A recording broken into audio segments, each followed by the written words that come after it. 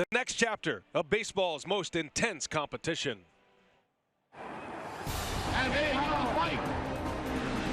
Ramirez, and look at Ramirez, there he goes. And Pedro just grabbed him and pushed him down.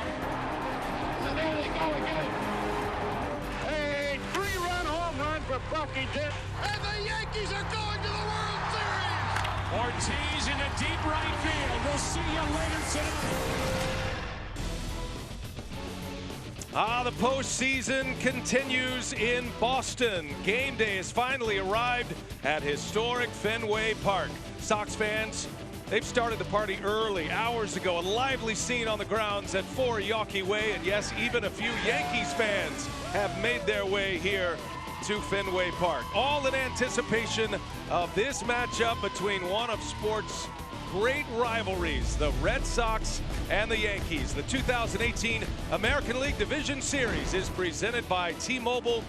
The New York Yankees, winners of the wild card game, 100 wins in the regular season, outlasted Oakland 2 days ago.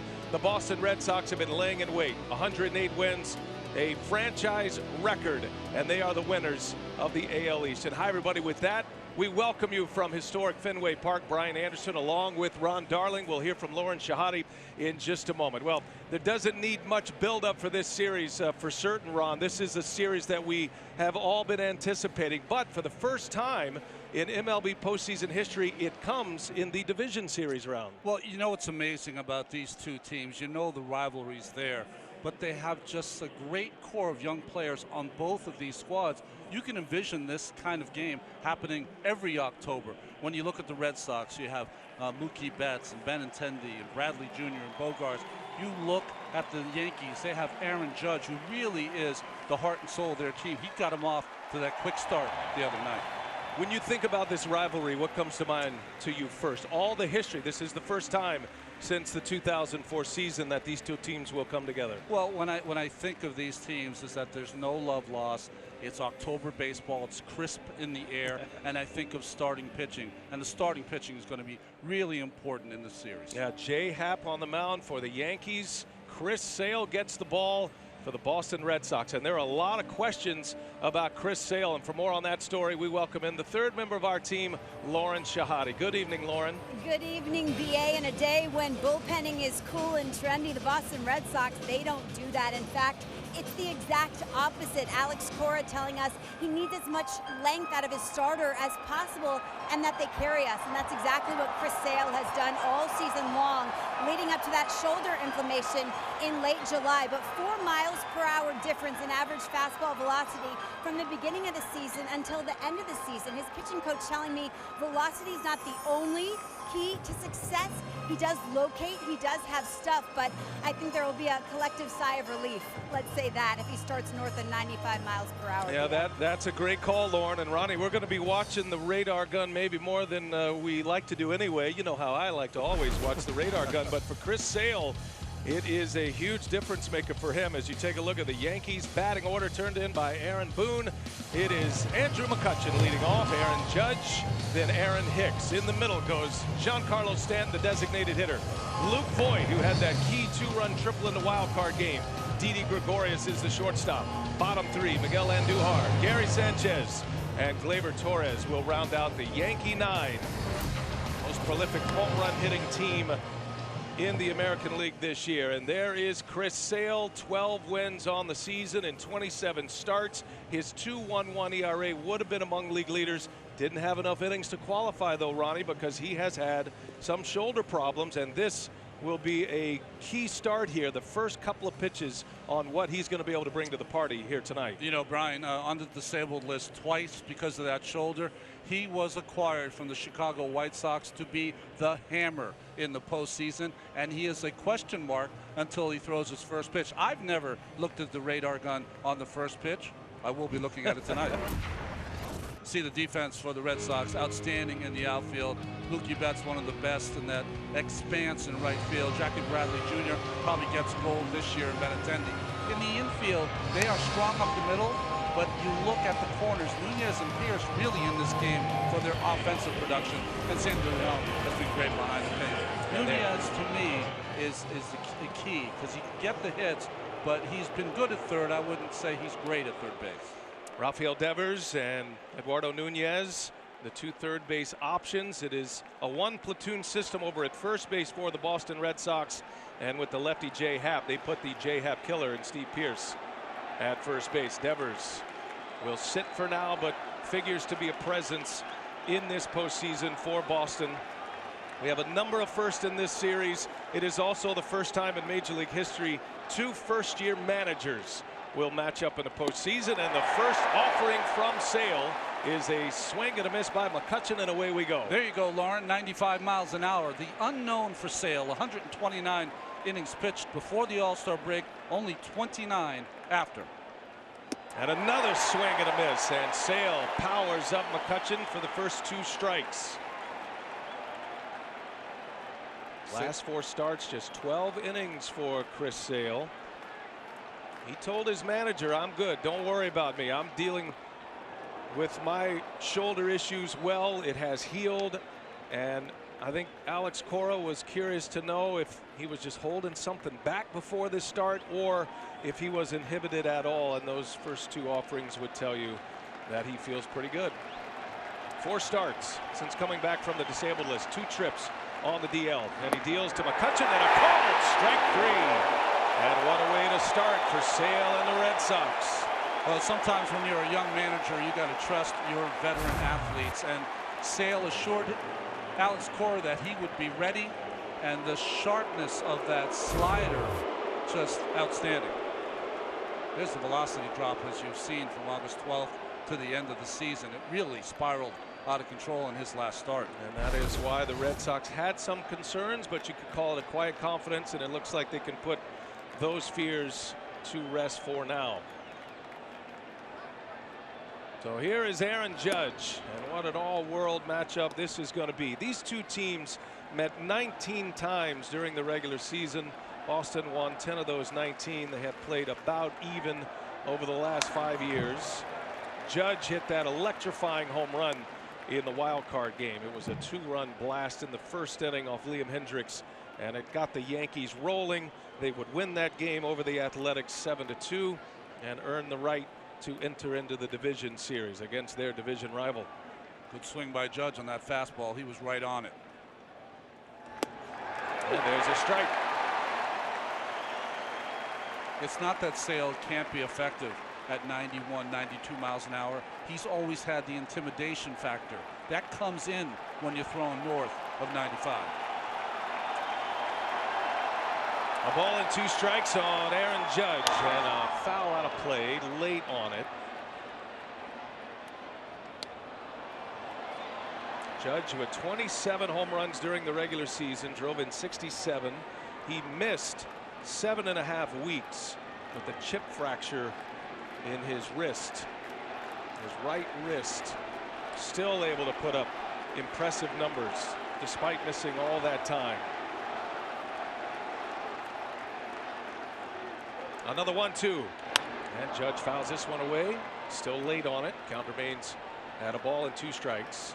You and I have done a lot of games at Yankee Stadium. His 2-run home run in the first inning of that wild card game was as loud as it can get in that building.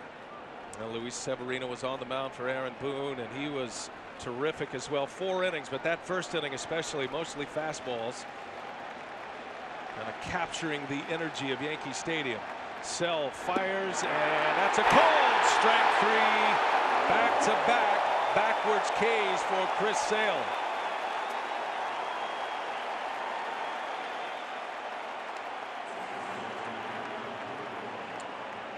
Sale's slider is unique because he releases the ball from that 3/4 motion, and he tunnels every pitch out of that same location. Fastball, changeup, sinking fastball, and that great slider. Home plate umpire tonight is Corey Blazer. Has been a part of 2 division series prior to this year. He also had an assignment in a wild card game in his past. And he pumps the finger for a strike, and Aaron Hicks finds himself down 0-1.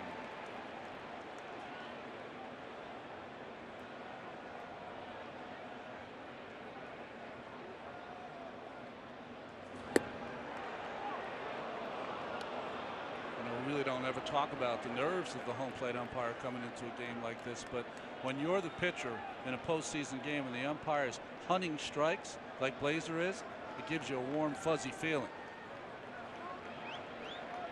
1 ball, 1 strike, and Hicks takes a strike. That's a good example too, and Sale is really painting well coming out of the bullpen into his first inning, and now they rise and are loud early here at Fenway.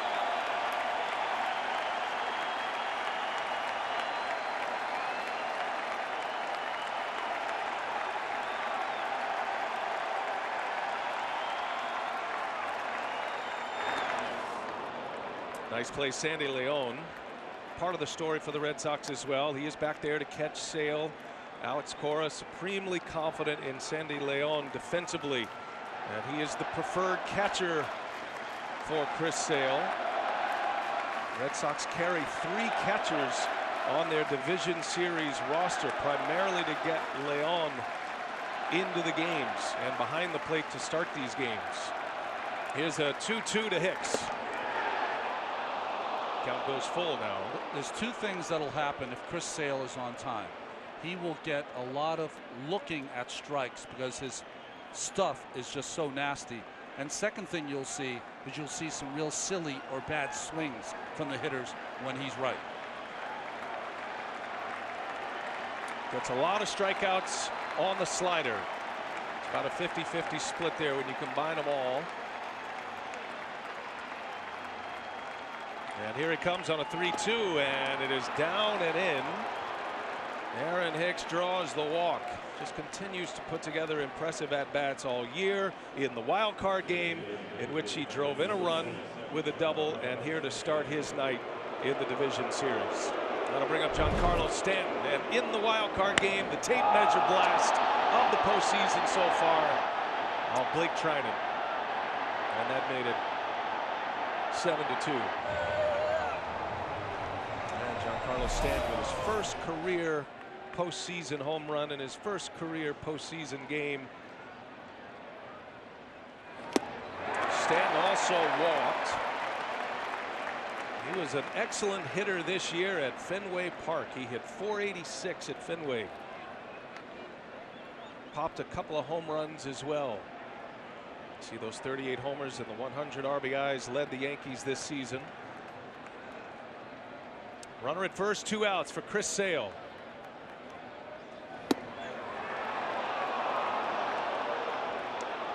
Two left-handers on the mound tonight, and Sale and Jay Happ both pound the inside corner of the strike zone against right-handed hitters. To show me any good pitcher, the elite pitchers of the game know how to pitch inside for strikes.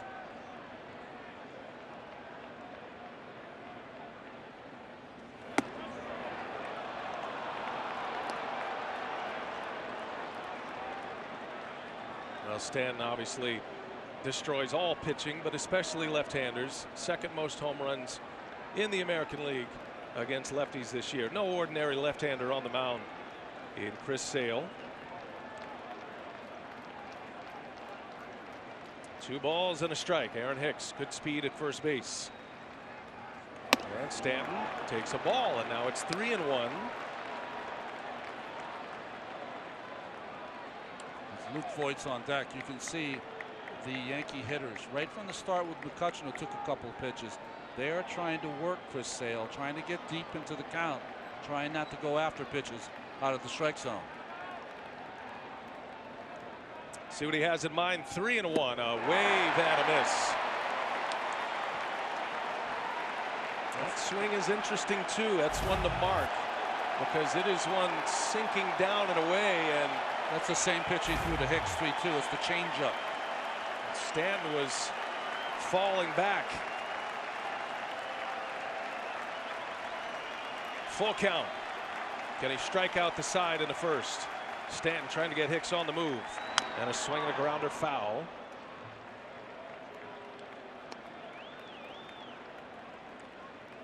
So we've seen a 3-1 changeup from Chris Sale. We've seen a 3-2 slider versus Stanton here in this at bat.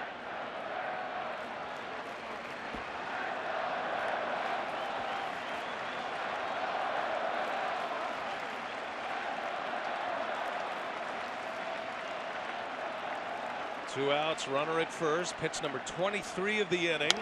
Hicks was on the move with 2 outs, and Stanton fouls it away.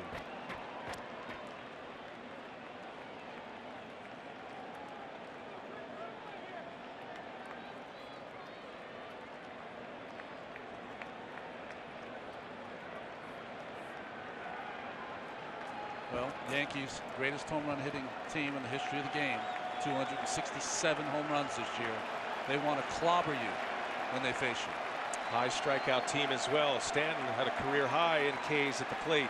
211 this season. His Sale deals and a strikeout to end the inning. And how about 3 punch-outs for Chris Sale to start his night?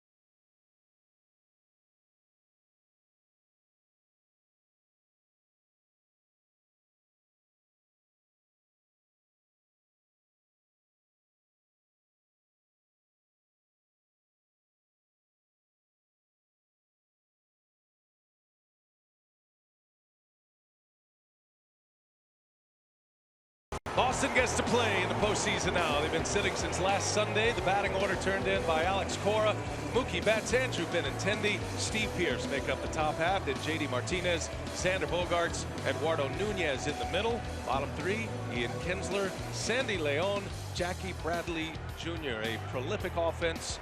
J.D. Martinez, one of the many stars and one of the 2 MVP candidates. He and Mookie Betts, one led the league in RBIs, the other in batting average. Jay Happ, 35 years of age. Ronnie, he just gets better and more strikeouts and more velocity. Yeah, he does. In this game where high in the strike zone works, that's where Happ spends a lot of time. He also pitches in 109 wins, 82 losses in his career. This is his fourth postseason start.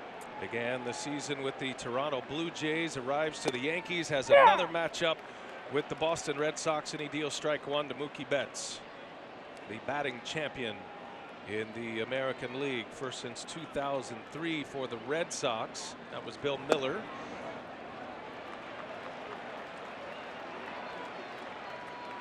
He's the first Red Sox to lead the majors in average since Wade Boggs. He had 346 this year, tied for second with Andujar in doubles as well in the AL, to go along with the 32 homers, the 80 runs batted in. And he is not the biggest of frame, but he has some big time power, especially to the pull side. Mookie Betts with 25 pull home runs of his 32 this season. You might say he and maybe Alex Bregman for the Houston Astros, quickest hands you'll see up at the plate. And a swing and a miss. Happ goes up the ladder for a strikeout, and his night begins just like Chris Sales does. The defense for the Yankees behind Jay Happ, with Cutchin in left field, but Gold was gotten in center field with the Pirates. Hicks is outstanding, and Judge with a great arm. And Duhar, Gregorius, Torres, and Voit at first base, and Sanchez behind the plate. And Duhar has been working real hard all season long to improve his third base play. So the Yankees make changes defensively with a lead at third, first, and left field in the wild card game as Andrew Benintendi with a swing and a foul. Backs up another solid season. Benintendi up there in doubles. 41 doubles, was top 10 in the American League after hitting .290. And he slaps out and through for a base hit. They had a bit of a shift on, and Benintendi goes to the opposite field for the game's first hit. And the Red Sox have a man on with one away. Well, Benintendi, the left-handed hitter, got on top of this high cutter from Jay Happ and went against the shift. Got himself a base hit.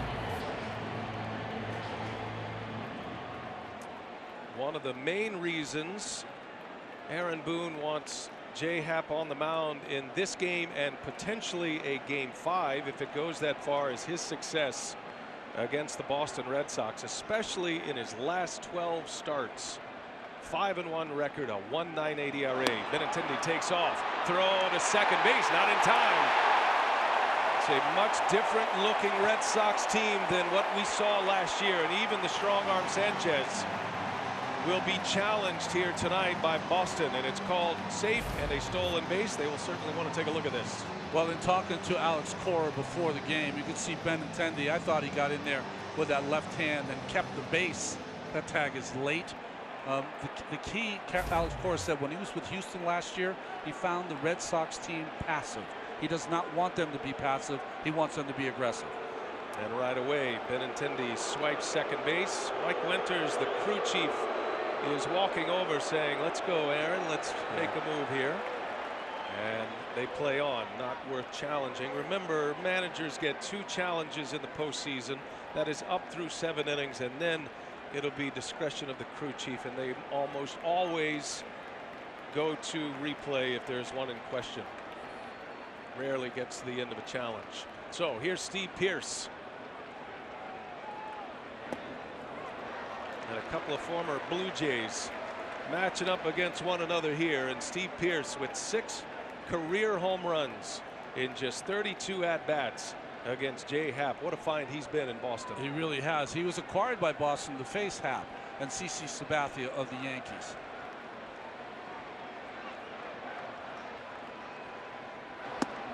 In fact, Happ's last start here at Fenway Park, Steve Pearce hit a grand slam off him.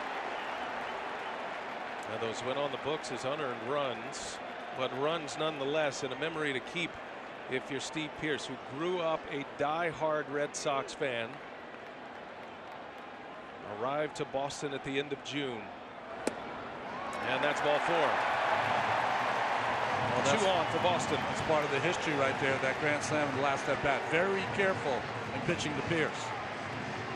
It is a relentless lineup for both teams, up and down. There's power up and down. There is threats of deep pitching per plate appearance. It's a lineup that can just pour through a pitch count on both sides of the equation.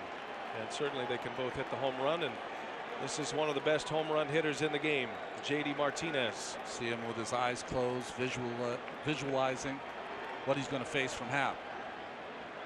Martinez hit 43 this year, second only to Chris Davis of the A's. And right away, Boston has a chance to get on the board.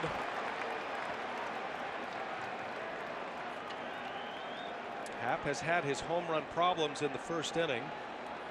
The first inning is the inning he has allowed the most home runs this season. He's given up 7 in first innings of play this year. 27 home runs total.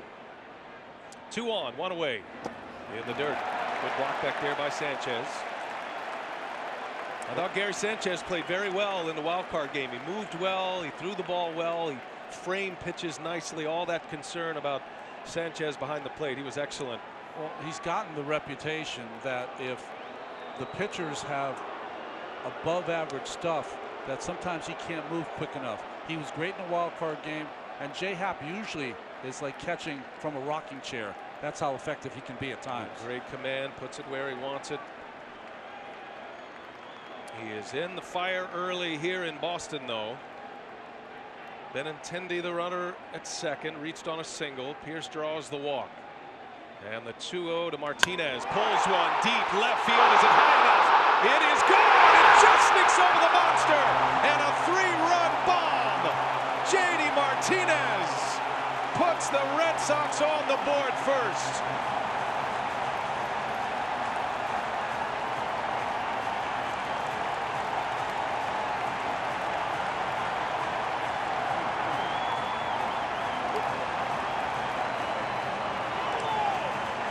Well, I mentioned before that Alex Cora wanted this Red Sox team to be more aggressive. Well, they didn't have J.D. Martinez last year, and that's a big difference.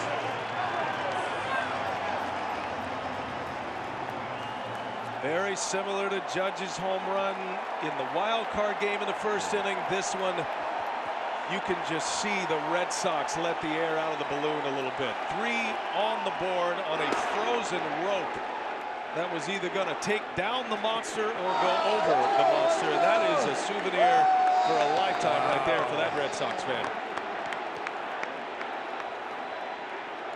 I don't know if you noticed that home run, that it was hit so hard that they have their gloves. No one attempted to catch it. That's how hard it was hit. Cleared the deck, didn't they?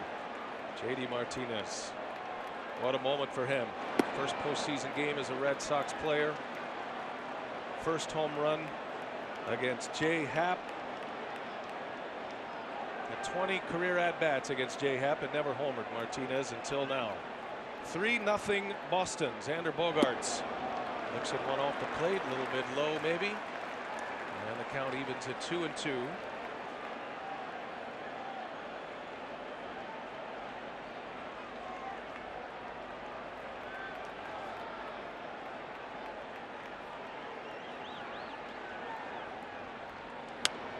Popped him up.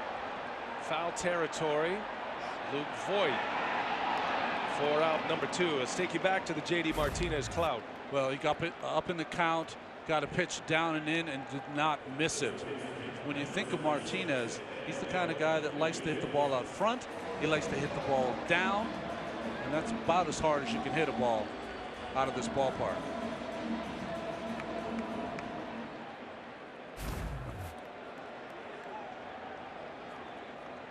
He was so great for the Arizona Diamondbacks last year, and that trade to Arizona really propelled them into their position in the postseason. They won the wild card game last season, eventually losing to the Los Angeles Dodgers. But Martinez signs the deal here to come to Boston.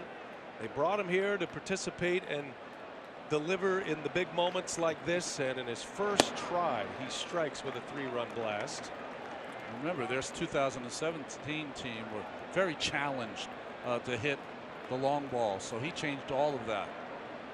2 outs for Eduardo Nunez. Nunez now steps into the primary role at third base. Rafael Devers started to hit at the end of the season, but I think Alex Cora, bench coach Ron Renicky, they like the experience of Nunez. He's a good glove over at third base, and so he's the one who will get the bulk of the playing time. But we'll hear from Devers before this postseason is over, you can bet. And Nunez takes it high. 2 balls, 2 strikes. 22 pitches already for J-Happ. Nunez can beat you in a lot of different ways. He's got some power. He's a cut and slasher. He can run the bases, steal a base if you have to. Drives one right center field. Judge is over, and he's got it to end the inning. J-Happ comes out for the first, gets a strikeout to start it, then single, walk, and a 3-run bomb by J.D. Martinez. 3-0 Boston. 1 in the books in the ALDS.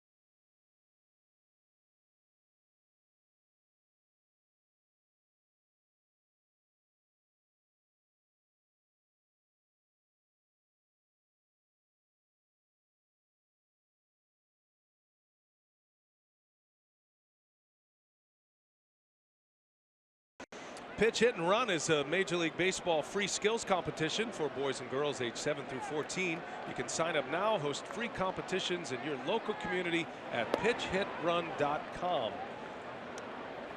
Underway here in the second inning, Chris Sale and the Red Sox, courtesy of a J.D. Martinez 3-run home run. Stake to the lead quickly. Luke Voigt steps up and rings one back up the middle. First hit of the game against Chris Sale. What are you seeing from Sale in the velocity category, Ronnie? Well, we like what we see so far with 95 to 97, the number of pitches, 8 of them in that slot.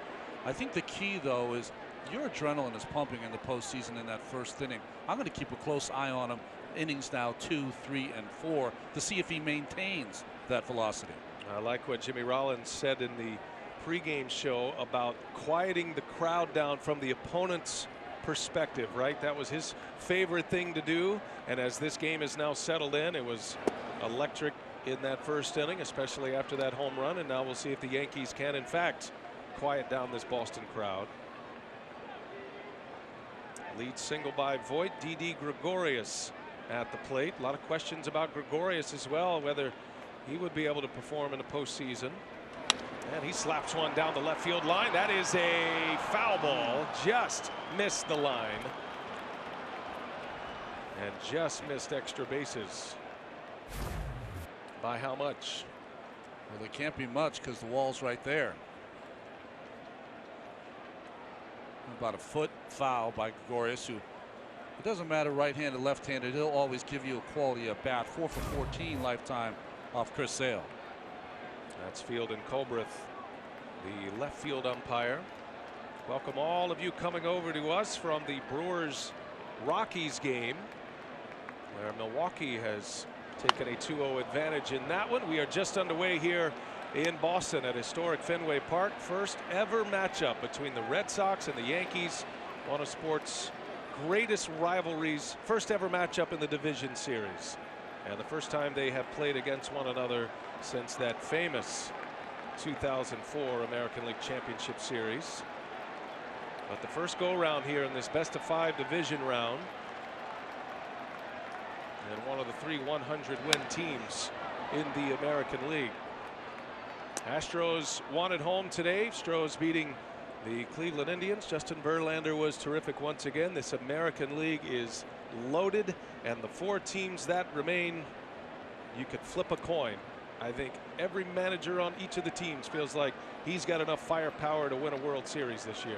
Steve Pearce at first base, playing in front of Luke Voigt, who's not going anywhere. You think he'd play behind him, give him a little more room. A swing and a miss. Gregorius, who draws the tough card against the same side pitcher here tonight, is strikeout victim number 4. 3 of the strikeouts have come on this dastardly slider, and 1 on a changeup. So we've talked about his velocity so much, but it's been his breaking stuff that has gotten the strikeouts. 1 away in the second. Sale has a runner at first in Voigt, and here is Miguel Andujar. What a rookie season he just completed. Now steps into the postseason for the first time.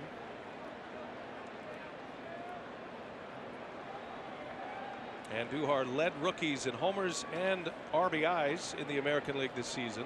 He finished top 10 overall in batting average, second among rookies in that category, hitting .297. Andujar, when he's in the box, he looks like a line drive waiting to happen. Just like Nunez for the Red Sox, he is a cut and slasher too. Loves to swing the bat.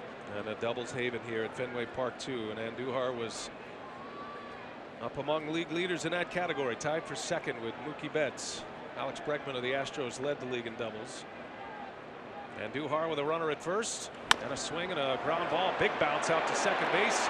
And Kinsler to Bogarts to Pearce for a 4-6-3 double play to end the inning. Sale gives up a leadoff single, wipes it out with 2.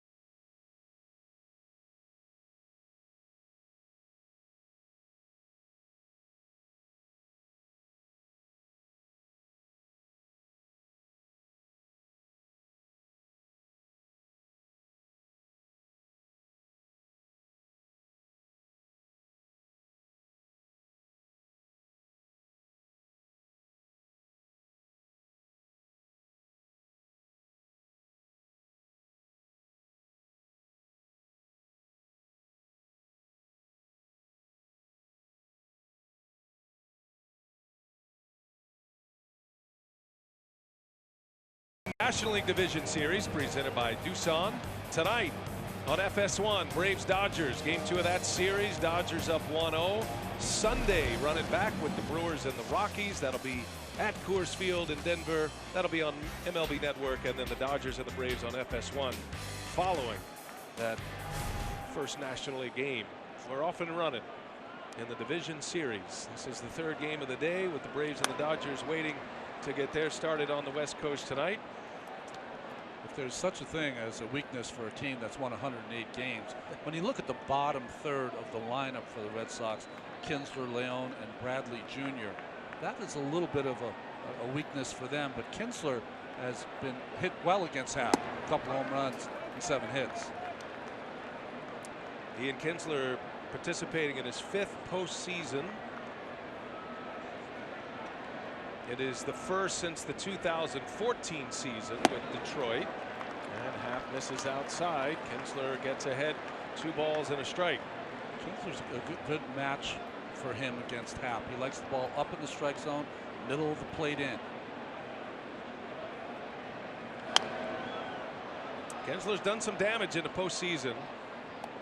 He's played in 37 games. This is number 38 for him to play in this kind of environment. He had some great years with Texas, especially his first year in the postseason was on those back-to-back World Series teams. 37 games in the postseason, 4 homers, 20 runs batted in for Kinsler. He's excited to be back.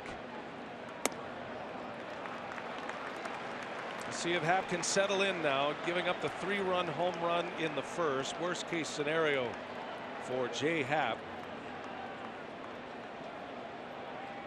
Must contain the bottom of this Boston order. And a swing and a miss. Happ strikes him out. Good way to start the second. Picks up his 2nd strikeout.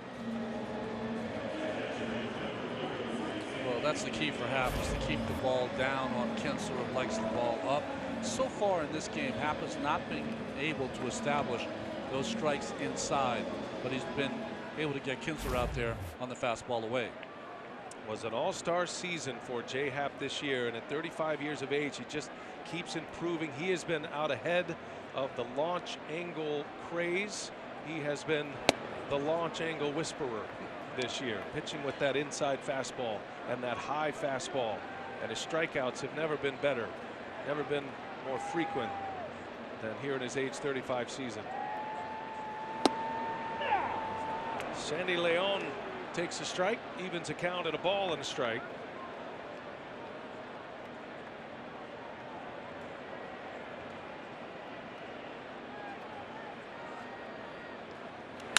And sends one to left. Sounded like he broke his bat. And McCutchen is under it to make the play for out number 2. So 4 in a row retired after the J.D. Martinez home run. 2 gone in the 2nd inning for Jay Happ, and he'll face Jackie Bradley Jr.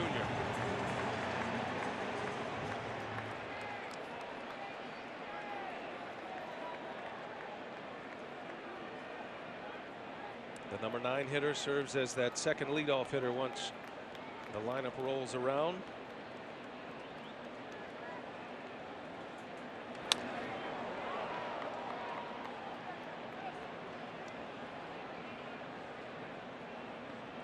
Both the Red Sox and the Yankees are trying to get to that magical number, right? Get 11 wins for the Yankees, 12 wins to win it all.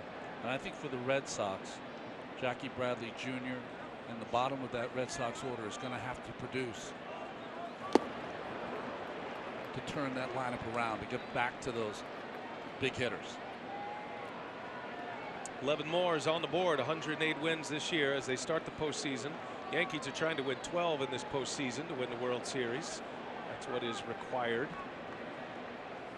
There's a great scene outside Fenway Park, as it always is, but especially in the playoffs. Yankee Stadium, Fenway Park, and all across Major League Baseball.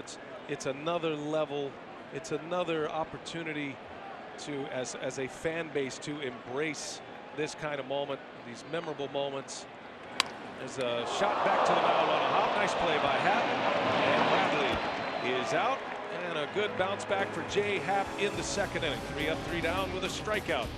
We head to the 3rd. Yankees coming up.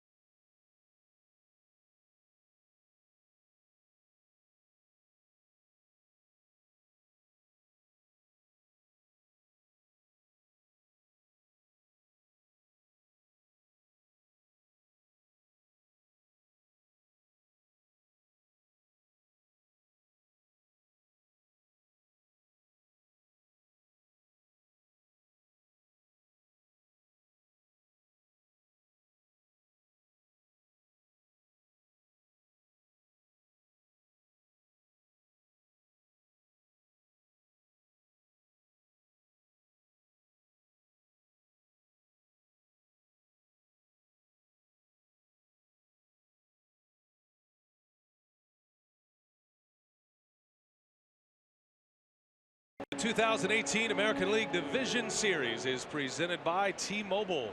Fenway Park, Boston, Massachusetts, on a beautiful night, crisp and cool. It's got that fall feel in the air, just what postseason baseball should feel like. And Chris Sale back on the mound. Gary Sanchez will lead off for the Yankees. Bottom of the New York order with Sanchez, Gleyber Torres, and then back to the top with Andrew McCutchen. Anybody gets on, Aaron Judge will bat in this third inning. We spent a lot of time talking about the velocity of Chris Sale. His game plan so far against these Yankees is to throw a lot of sliders and a lot of changeups. Sale already with 4 Ks. Gave up a lead single last inning, wiped it out with a double play ball. And he deals a strike to Sanchez. It goes to a ball and 2 strikes. Sanchez becomes such a key player in the postseason for the Yankees. Aaron Boone hoping to wipe that slate clean as you get into the postseason. Had a down year. Hit just 186 this season with 18 homers and 53 runs batted in. Had some injuries he dealt with as well. Hamstring problems. Hit 33 homers last year, drove in 90. He is a big bat, and the Yankees are hoping he finds it again.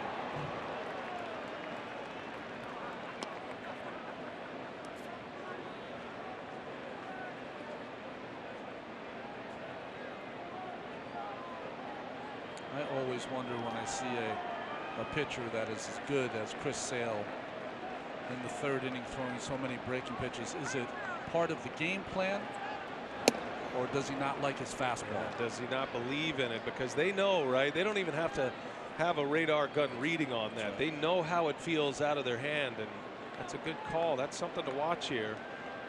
For a guy like Sale, even at 95 miles an hour, there are a lot of pitchers that would be A-OK with that fastball. And he punches Sanchez's ticket here in the third inning to start it. 5th strikeout for Chris Sale. He's got his battery mate Sandy Leon behind the plate. And for more on the catcher for the Red Sox, let's check in with Lauren. VA, Ron, the pitching staff calls Sandy Leon the heartbeat of this team because he holds the pitchers accountable behind the plate. He doesn't show a lot of emotion, but if he feels like the pitcher's location is off because they're not focusing, he lets them know it's not okay by firing the baseball as hard as he can back at the pitcher. Rick Porcello said, when he throws it harder to me than I threw it to him, I know I need to focus up. Lauren, good take there. I remember when I used to pitch to Gary Carter, the same thing used to happen. He'd fire one back if he didn't think you were giving him the effort that he thought you should give him. First time he did it, I was like, whoa, ease up, bro. But he got my attention. Good catchers do that. Swing and a miss for Gleyber Torres. Ron mentioned the great young talent that is featured in this series and all across baseball, but in this series it is impressive. And Gleyber Torres, one of those young talents at 21 years of age, made the All-Star team this year. Hits at the bottom of this order. So you think about the Yankees with Andujar and Torres, the 2 rookies hitting 7 and 9. 4th Yankees All-Star, age 21 or younger, joins DiMaggio, Mantle, and Willie Randolph. And he draws a walk. It's a 1-out walk. Sets up the top of the order, gives us a chance to check in with Casey Stern in our Atlanta studios. Casey.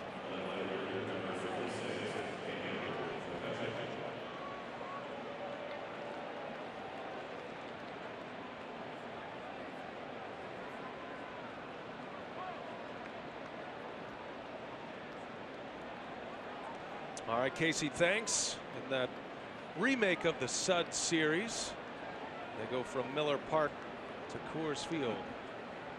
Rockies and Brewers. There's a drive down the right field line by McCutchen. Long run. He is caught by Betts. And the throw to first. Not in time. Oh, what a play. Man, to even have a chance at a double play there is so impressive. Boy, the athleticism of Betts. The only way that you can pull off this play is that you've got to be thinking about the throw before you even catch the baseball. Most right fielders in the game don't even get to that ball. He got to it, thought ahead, and thought of the throw, and almost got the runner at first base. Just got the hand back in time to Torres by a fingernail. Sale thought he had a double play to win the inning. For all of you who don't think that defense can inspire a team, that was quite a play. No question. And Boston is a very tight defensive unit, especially in their outfield. It's as good as it gets in center field and right field. As Aaron Judge takes strike one from Sale. Matter of fact, in this series, you're going to see center fielders and right fielders that are all among the elites on how they play the position, how they throw the ball. Bradley Jr. and Betts for the Red Sox, and Hicks and Judge for the Yankees. It's as good as it gets. Chris Sale says his fellow Red Sox pitchers say sometimes it looks like they have 4 outfielders out there. That's how good they are.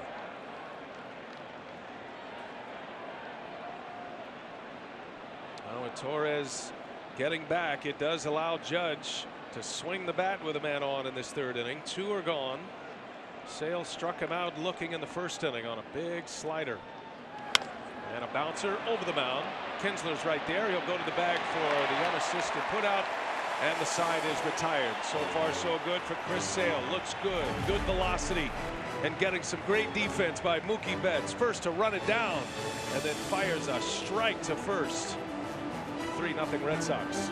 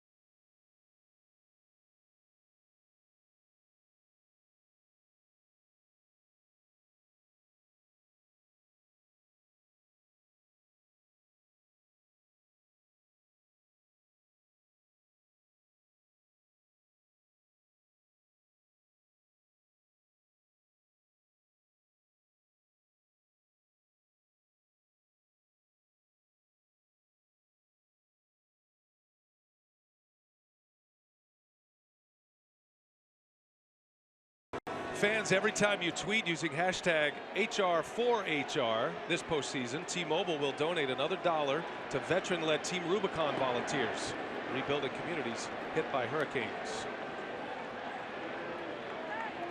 ALDS on TBS. Game 1, best of 5. Yankees, Red Sox, 3-0 Boston. JD Martinez with a home run in the 1st inning off Jay Happ.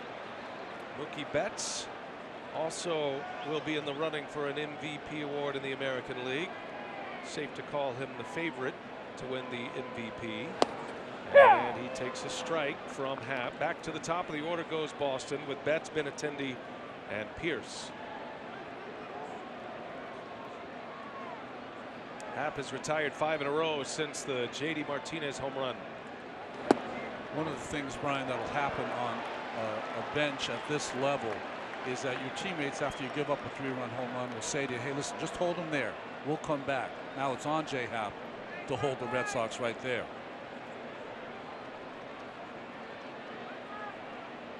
And the 3-1 is a strike. Betts thought he had ball 4. And the count goes full here, 3-2. Mookie was going for the Velcro. Thought it was a walk. He was. Chad Green getting loose in the bullpen. Betts hits that one sharply right on the barrel. That's deep into left center field. That's got a chance. And it is high off the wall. Bounces right to Hicks. Betts will hold up at second base. It's a double for Mookie Betts to lead off the 3rd inning.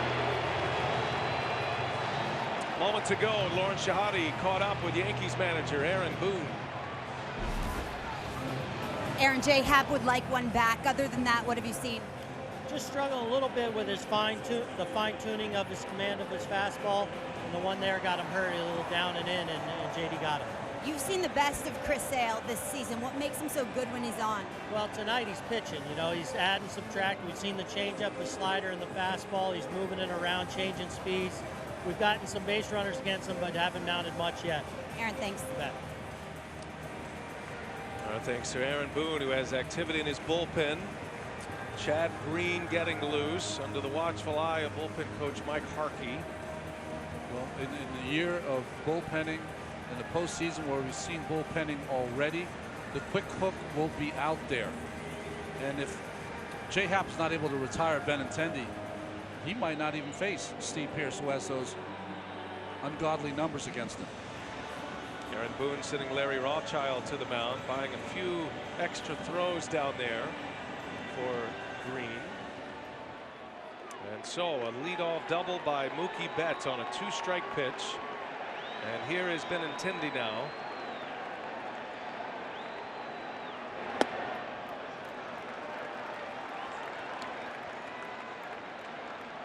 Situational baseball becomes so much more of a premium in the postseason, getting runners over. At the very least, Benintendi will try to pull one to the right side.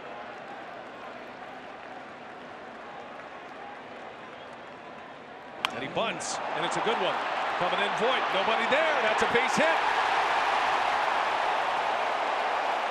Perfectly placed drag bunt for Andrew Benintendi, and it's 1st and 3rd with nobody out for Boston. Voit still had a play. He gave up on it once he saw that J-Happ was not going to beat Benintendi to first. But look at the hustle by Torres. He comes over to first base. He could have maybe attempted a try to throw it to Torres. And that's going to do it for J-Happ. Would have been a tough throw. He had a chance, though. And J-Happ, who's had so much success against the Red Sox, is on his way out after 2+ innings.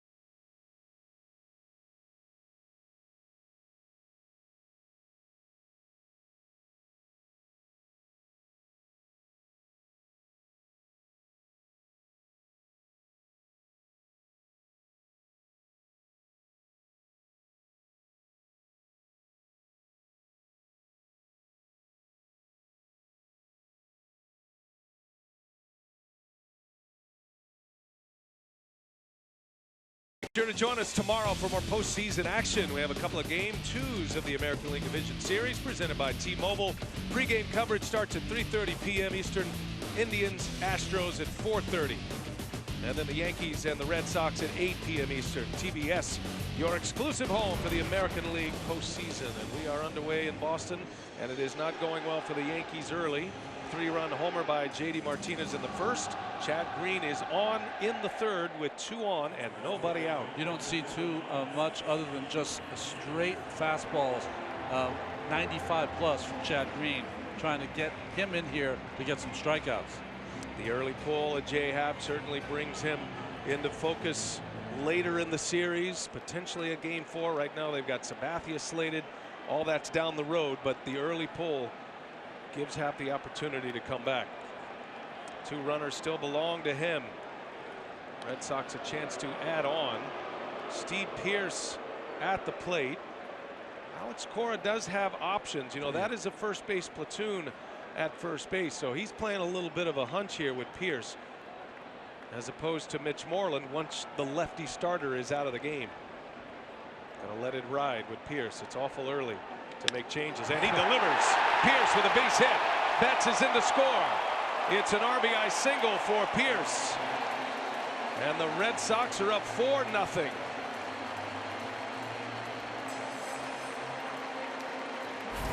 Probably too early for Cora to make that move, so he stays with Pearce, and it pays off. Pearce got a number of starts in September against right-handed starting pitching. He's seen a lot. He's not just that specialist against lefties, and he delivers with an RBI single. The man who's played for every team in the American League East finds a home for the team he grew up rooting for. Now 2 on, nobody out. Here is J.D. Martinez again, and again with 2 men aboard. Strike 1.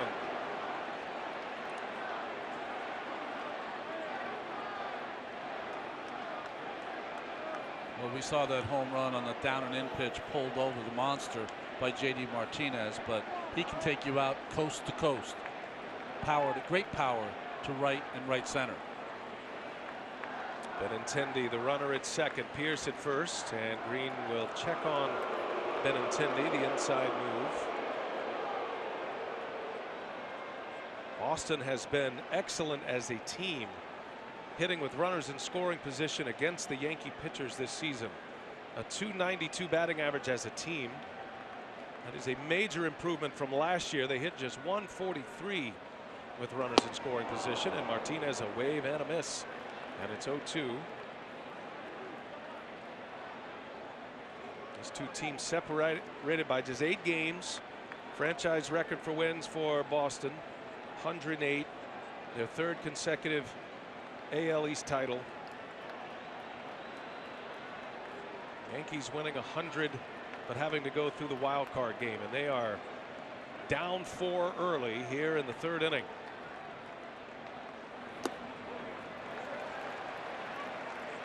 This backhand there by Sanchez. That ball missed by 3 feet from Green.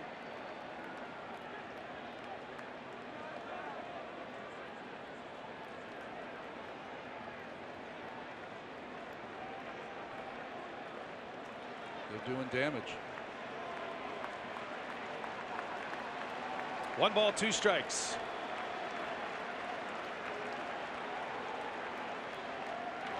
Drive, right field. That one's hit well. Judge back to the wall, and he's got it just in front of the wall.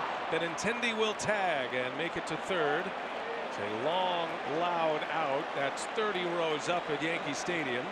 Instead, it's the first out of the inning. It is a productive out, however, as Benintendi advances to third base. Well, looking at J.D. Martinez's face, he doesn't feel like it was a productive out. I think off the bat, he thought that was out of the ballpark. Game 3 it will be. But not here at Fenway. What a swing, though. I mean, the ball splits middle of the plate, again down, just like the home run they hit in his first at bat. Cooler temperatures as well. You play all summer here. The ball starts to fly a little bit when it heats up. Not on this night, as the temperatures hover in the low 50s, upper 40s before the night ends. And there is strike 1. to Xander Bogaerts.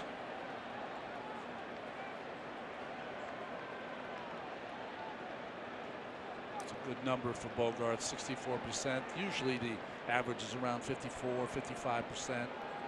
A premium run producer this year. Bogaerts driving at 103 from the shortstop position. Among league leaders in doubles, 23 home runs this season. Just a fantastic year, anchoring down the most important position on the infield, the shortstop position. Chad Green with runners at the corners, one away. And Bogaerts lines one to right. Judge is there. He's got it. Tagging Benintendi. Throw to the plate is late. Sacrifice line drive. They're going to check third. He is safe. That means the run scores. And Boston has added to their lead. Benintendi with the speed scores the 5th run. Give Bogaerts his first RBI of the postseason. Now Judge has a fantastic arm, but unlike Betts, he's such a big man. It takes him a while to get his feet under him and unload that baseball. By that time, Benintendi's speed not even close. See Sanchez pointing, throw that ball to third. Check if he left early.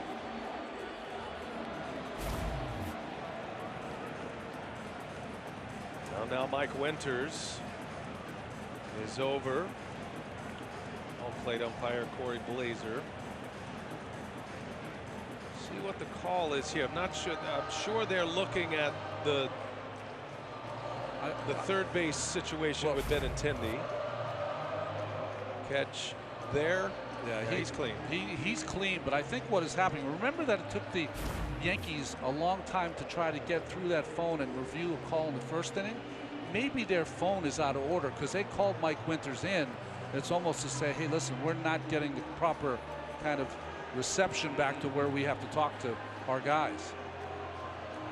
If that happens, usually they make both teams turn it off. Try to get communication here at some point on exactly what that is. That would be a good guess, though, and the phone is open, and the door to the phone, the walkie-talkie on the top as well. So we'll see. Once we get confirmation, we'll pass that along. You see, Alex is asking, their phone not working? That's what he just asked the umpire.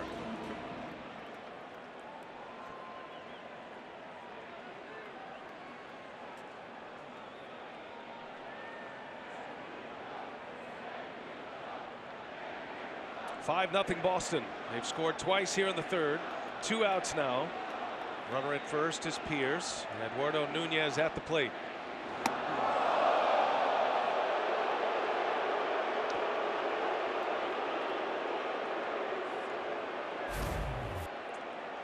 Looking for the ball down and away is Sanchez, and reaches up, nimble enough to catch that high fastball by Green.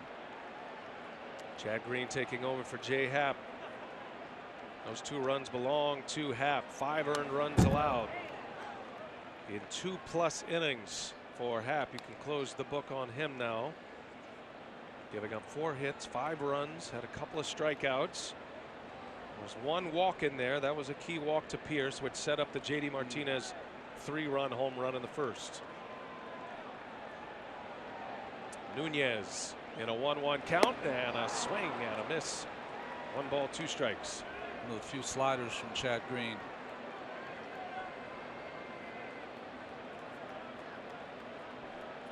Book on Nunez. Once you get ahead of him, try to get him to chase out of the strike zone. He's battled some leg injuries, sore right knees, had hamstring problems, had to sit out a few games late in September. That one, a jam shot, pop up in the infield. Gleyber Torres will make the call and the catch, and the side is retired, but Boston keeps the pressure on. They add 2 more, and it's 5-0 Red Sox.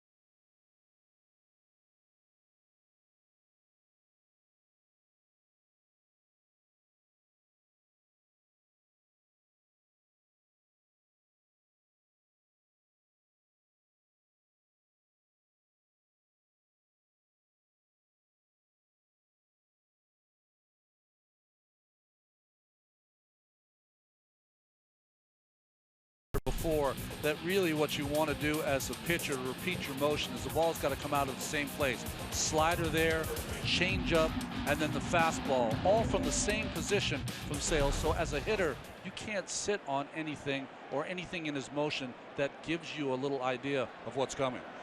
Sale stake to a 5-run lead. 3 in the first, 2 more in the third. As we go to the fourth now, Aaron Hicks will lead off. And Sale with the changeup in there for a strike. He's not 98, 99 mile an hour Sale like we saw against the Orioles back in August, but he's not the 92, 93 mile an hour Sale either. He looks good, and his off-speed pitches have been excellent, like that one, a slider that hits the back door, and it's quickly no balls and 2 strikes on Aaron Hicks. Kind of came around the plate. I can't wait till after this game, Pedro, if he addresses it. I remember Pedro Martinez had 6 no-hit innings in Cleveland where he wasn't throwing his hardest, and he just did a lot of what Sale's doing today, using breaking balls and change-ups to get through the innings.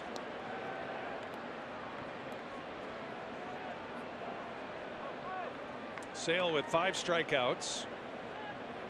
He's walked 2, given up just the 1 hit. That was Luke Voigt, who singled sharply up the middle. And Hicks pulls that one right into the net. You know, Brian, I know you know this phrase, but there's a phrase for pitchers, pitching backwards. And that's really what Sale has been doing after the first inning. And that is a lot of soft stuff early in the count. Once he gets the 2 strikes, then sometimes he goes to that fastball as a surprise. Yeah, use the adrenaline of the first inning and the big fastballs, and things have settled in now in this first game of the postseason.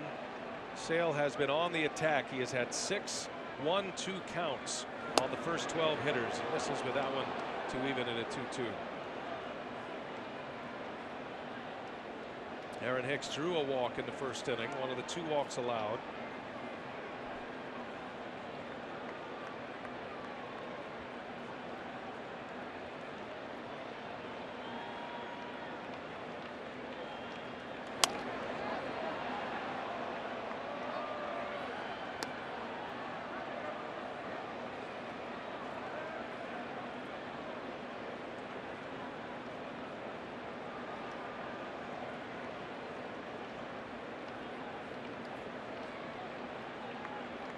Sale with 55 pitches working in this 4th inning.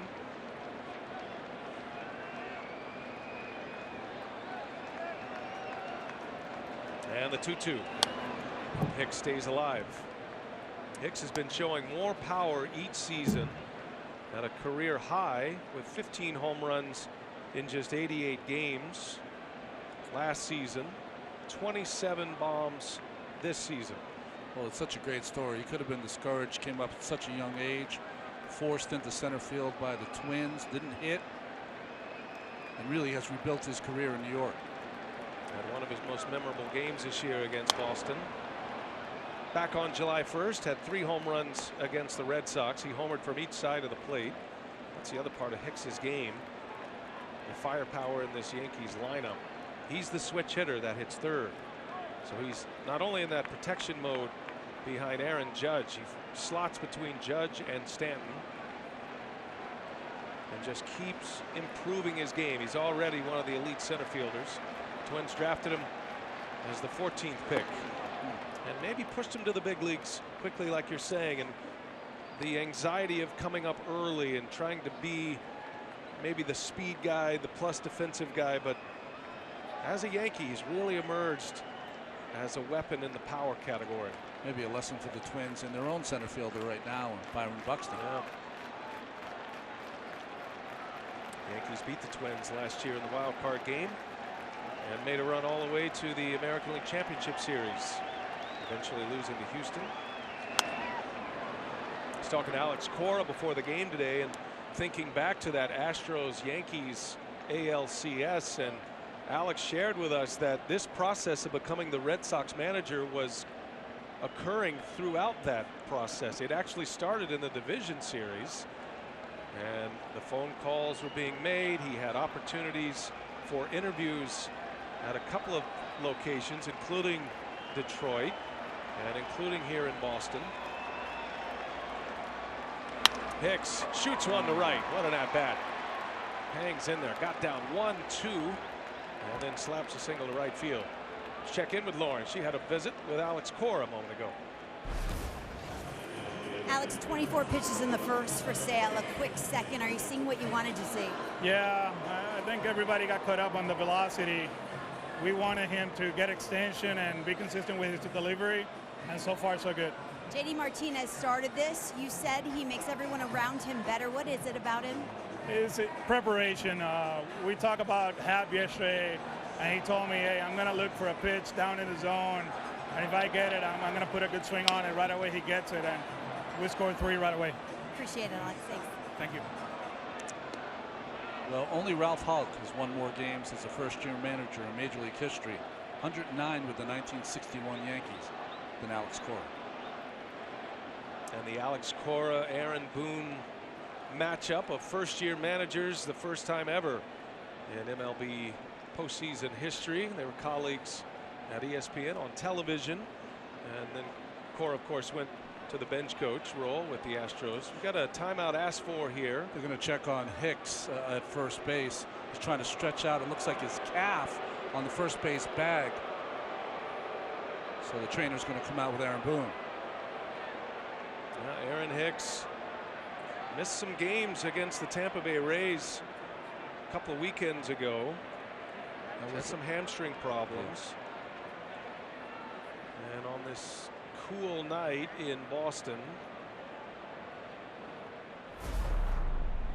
Now this was against the Rays on September 24th, so they were very cautious with Aaron Hicks. Shut him down for 3 games, trying to leg out that ground ball. You know, as we got to this postseason, the Yankees were thrilled to finally get healthy. They've been dealing with injuries all year, but that base hit to right, just not that he has to move well on a clean single to right field, but you could see it in his face. Something's bitten him here, and he is coming out of this game.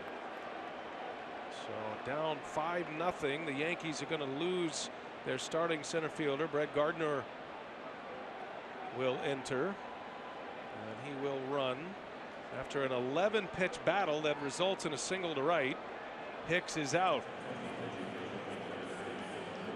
And Gardner will step in to run. Well, with Hicks's run to first or jog to first, he certainly didn't pull it then. He must have done it earlier in the game, and frustration, of course, when biggest moment in October, and he might be out. And they'll turn it around, play another game tomorrow before there is a day off on Sunday. And a hamstring that Aaron Boone and the medical staff of the Yankees were trying to coax back to health. It's so hard to recover from a hamstring injury in the middle of a season, especially when you're at the end of a season and going into the playoffs. That's something to keep an eye on. That could be a big story. So Stanton at the plate with Gardner now at first base.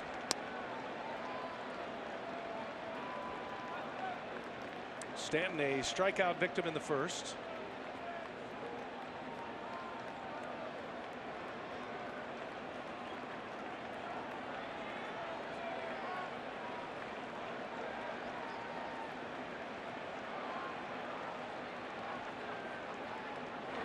A swing and a miss. Sale strikes out Stanton for the second time. Just buried that changeup down and away, and that strikeout number 6 for Chris. I beg your pardon, the breaking ball. 80-mile-an-hour spinner. Well, he's been able to spot it. When he wants to throw for strikes, he can. And as you said, when he wants to bottom one out, he can also. Wally with the K corner. One away. Gardner the runner at first, and Luke Voigt at the plate. Has the lone hit for the Yankees. That leadoff single in the second inning, ultimately erased on a double play ball to end the inning.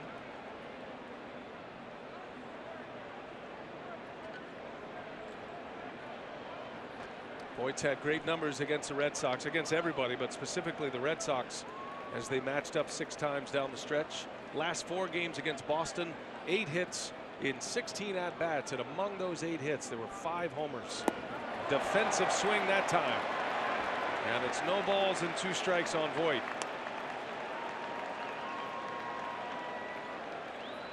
Think about where this guy started his year and where he is right now. Hitting right in the middle of the Yankees order in the postseason. He was in AAA with the Cardinals in Memphis. Played in just 8 games in the major leagues before the trade was made. And here he is in a starring role now. 0-2 pitch. Leon with a good block, keeps Gardner at first. 1 ball, 2 strikes. Well, it speaks to the Yankees depth that Brett Gardner can come in the Prince run, but watch the defense of Leon. Turns that glove over, make sure he catches it right in the chest protector to soften the blow.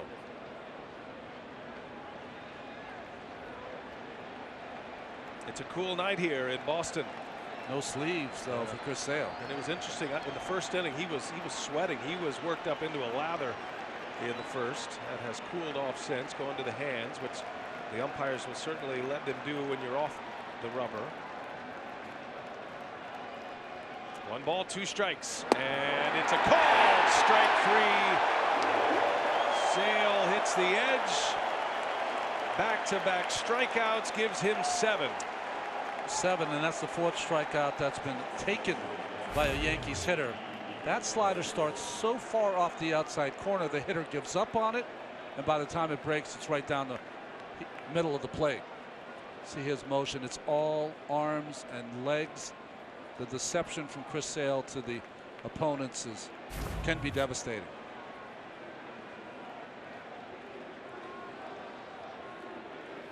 Two outs. Didi Gregorius now for the Yankees.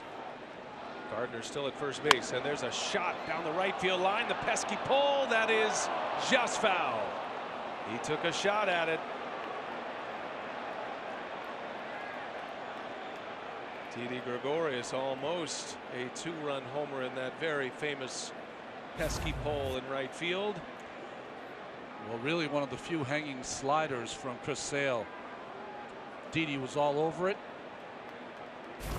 Just foul. Gregorius was a strikeout victim in the 2nd inning, knowing this is a very difficult matchup, but needing his glove at shortstop. And a bouncer up the middle. Kinsler ranging over, gloves it, can't corral it, and everybody's safe. And that'll be an infield hit for Didi Gregorius. It's the 2nd hit of the inning, and the 3rd hit for the Yankees against Sale. Well, Kinsler was shifted a little to pull on Didi Gregorius, so that ball up the middle he got to, but with the speed of Gardner, he really wasn't going to have a play at second anyway. But nice range by the veteran second baseman. It does keep Gardner from going to 3rd, even though there are 2 outs. It's a big spot right now for the Yankees. They have a chance. A quick strike here. It's a ball game again. And Miguel Andujar will step in with 27 homers on the season, led all rookies. A dead pull hitter when he's going right, and Sale works him in there.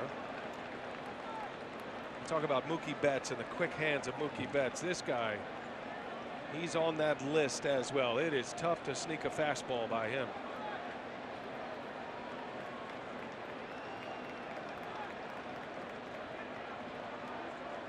Andujar has never had a hit against Chris Sale.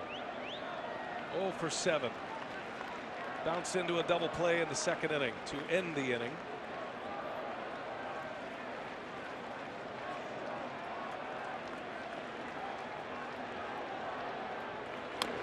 Trying to turn on one. He fouls it off.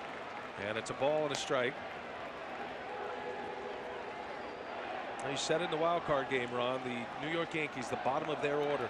And you can say that about any lineup in any game in the major leagues. If the bottom of the order produces, they're going to have some success. But specifically in the postseason, with this collection of players, the 2 rookies in Andujar and Torres, with so much firepower as you turn over the lineup. Andujar hitting in the 7th spot. We had a good cut there. He fouls it back. It's one thing to have good hitters at the bottom of your lineup. It's another thing to have a lot of thunder at the bottom of your lineup. Yankees, the first team in history with 20 or more home runs from every spot in the batting order, all 9. Crowd trying to help Sale through this 4th inning. He's given up 2 hits.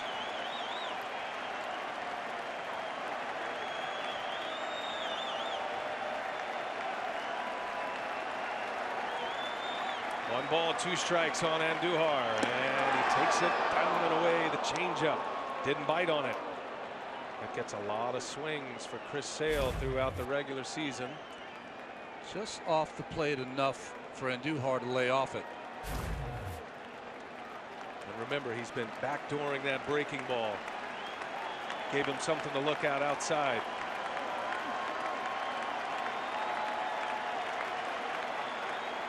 Two outs in the Yankee fourth.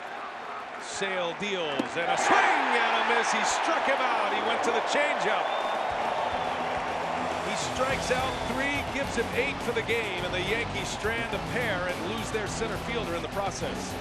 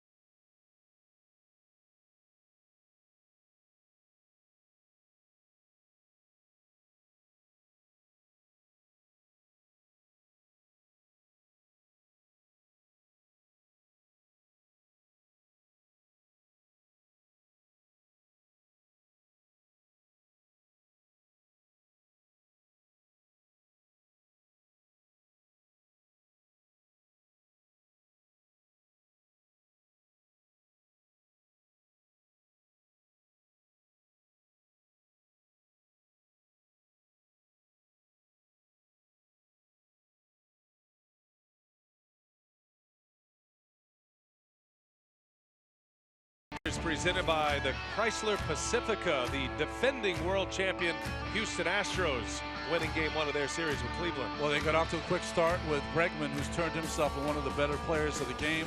Springer and Altuve back-to-back home runs, and Maldonado, they got for defense, hits a home run. And Justin Verlander now with the Houston Astros is 5-1 in the postseason. Lead man out for the Red Sox, Ian Kinsler, as we head to the 4th inning. There's Reggie Jackson. He knows a little bit about October, doesn't he? He's found a friend, Mr. October, as a matter of fact. Saw him hanging around the Yankee clubhouse before the game, still on the payroll with the Yankees and sitting in Aaron Boone's office before the game. He can go where he wants. He's always a pleasure to chat with. Brett Gardner stays in, goes to center field. They keep McCutchen in the left. Aaron Hicks is out. As soon as we get a report for you on Hicks, we will pass it along. And coming your way, Ron. Oh, hey, our man Hal. What a catch by the statsman. No, please. You make a fan, Hal. That was an incredible catch. Way to go, Hal. I mean, hardcore Hal with the catch. Barehanded one. I think he caught it with his teeth. But he can't throw it down there because the netting's down there. Way to go, Hal. Wow. And Kinsler lines one to right, a base hit.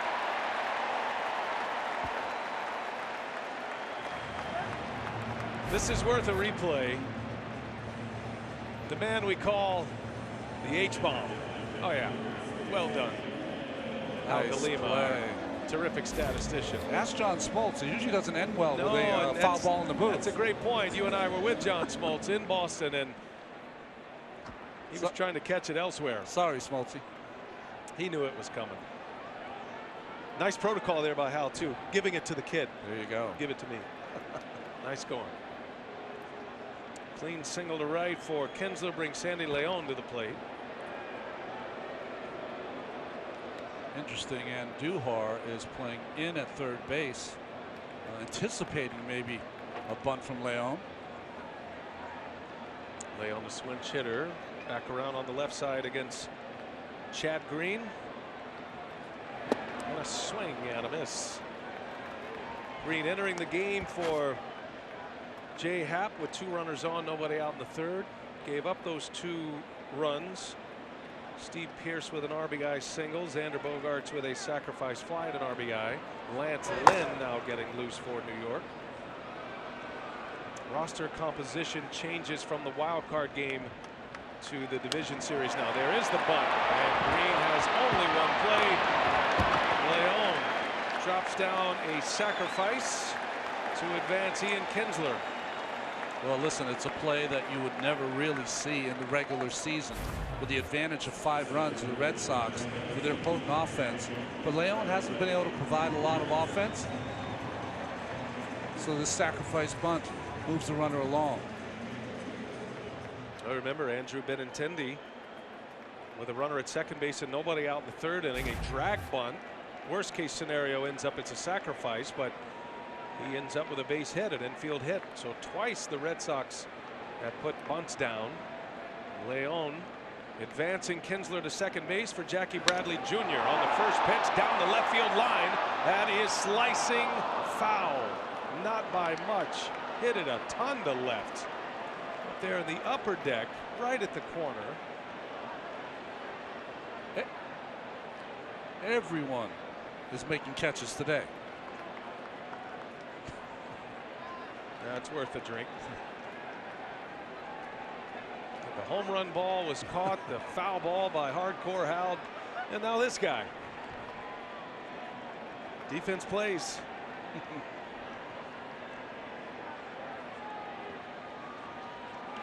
Bradley pops this one up a mile high, and it's going to be Gregorius to make the catch for the out. 2 gone now in the inning. By the way, Boston 8 sacrifice bunts during the regular season, and 4 by Leon. Well, it just shows you that the ways that they can beat you, this Boston offense in this game alone. Not only the 3-run home run, a couple of bunts to move runners along, a stolen base. And a walk Mookie Betts intentionally after the Bradley pop-up. I think maybe one of the greatest benefits that Alex Cora had in his interview process with Boston. First, he had just seen the Red Sox as bench coach of the Houston Astros. He had all this volume of information, and he was able to bring the outsider's eyes to Dave Dombrowski and the ownership group here in Boston. This is what I see. This is where I think we need to make changes if I'm going to be a part of it. And he has. He has lived up to those initial goals. And there is a little more small ball. There's certainly the stolen base is present as Benintendi takes a strike. And you talk to some of these Red Sox players, especially their outfielders, Jackie Bradley Jr. and Mookie Betts, they'll tell you the reins were lifted a little bit. Run wild, don't just sit on the home run ball. They stole bases this year at an 80% success rate. Only the Angels had a better success rate stealing bases this season. It doesn't just show up in the steals. It's first to third. It's trying to score on balls down in the corner or through the gaps. It's all of it. It's aggressive play. That's how Alex played when he was a player. And I think even more importantly, he thought that hitters like Betts and Benintendi and Bogaerts became very passive on the first pitch. He wanted them to be more aggressive. Benintendi in an 0-2 count, 2 men on for Boston. Alex Cora has that World Series ring as a Red Sox player from the '07 season. Added a second ring as the bench coach with A.J. Hinch for the Houston Astros last season. Both of these managers have had moments as players for these respective teams. And of course, everybody knows the Aaron Boone home run, the magical home run off Tim Wakefield. There's a shot to third, and Duhar picks it nicely and records the out at first to end the inning. So the Red Sox threaten with 2 on, cannot score. It's 5-0 Boston. Yankees are coming to bat in the 5th.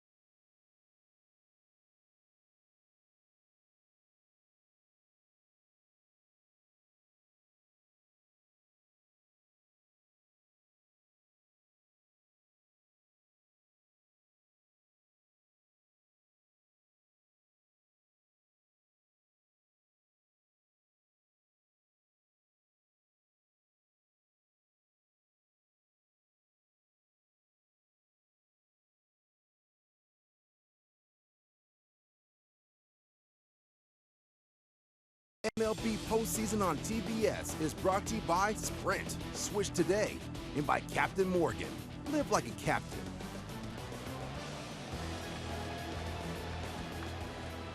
Red Sox off to the start they were hoping for in their first game of the postseason after winning the American League East for the 3rd consecutive year. And a 5-0 lead with their ace on the mound, Chris Sale. David Price gets the ball tomorrow for the Red Sox. Masahiro Tanaka will counter for New York. Bottom of the order here for Sale. Gary Sanchez, Gleyber Torres, then back to the top. Ian McCutchen, and a wave and a miss by Sanchez. Really, this is a redemption series for these starting pitchers for the Red Sox. Sale, Price, and Porcello going to start the first 3 games in their postseason career. 14 games started, 0-11 with an ERA over 6, and their teams have lost all 14 games. Broken bat bouncer out to second base on a hop. Kinsler, and Sanchez is retired. And let's check in with Lauren Shahadi. What do you have, Lauren? BA, you win 108 games. It calls for a celebration. How about a 5-night wallscape, as they called it, throughout Boston and Cambridge starting last Sunday? Portraits of all the iconic moments of this season were enlarged, projected onto buildings. From Mookie Betts' reaction to his grand slam after that 13-pitch at bat in July, Jackie Bradley Jr.'s athletic catch in center, Memorial Day weekend last night. The final image, Alex Cora on Fenway Park to cap it off. This season has been larger than life, and they wanted to illustrate that. That's beautiful art, great idea, and it comes off a theme of Alex Cora, who has a photograph on his wall in his office of every win this year, and he was pleased to report that those photographs have had to spill over from one wall to the other because there are so many wins, the most wins that they've ever had in Boston franchise history, 108 of them, as a matter of fact. Trying to get 11 more pictures. There's a strike on the outside corner with a fastball, and it goes to 2-1 on Torres. Yeah, it used to be you go in the Red Sox manager's office here at Fenway Park, and they had all of the former managers staring back at you. Nice play by Sale. Snatches it out of the air. Torres is retired. 2 gone for Sale in this 5th inning. There is a replica on the concourse here, so those are all framed up. The one in his office is just the photograph itself on the paper stuck to the wall. Yeah, a like 3rd grade arts and crafts. Dorm room. Yeah. Dorm room quality. That's something that he started, and terrific idea. Used to go in that office and all those former managers in their eyes, it felt like they're always looking at creepy. you. Yeah, it was a little unnerving. 2 up, 2 down for Sale. Back to the top of the order, and Andrew McCutchen. He is 0 for 2. And another one in the right field. Betts broke back, now eases in, and that's a 1-2-3 inning for Chris Sale. He is through 5, and it's 5-0 Boston.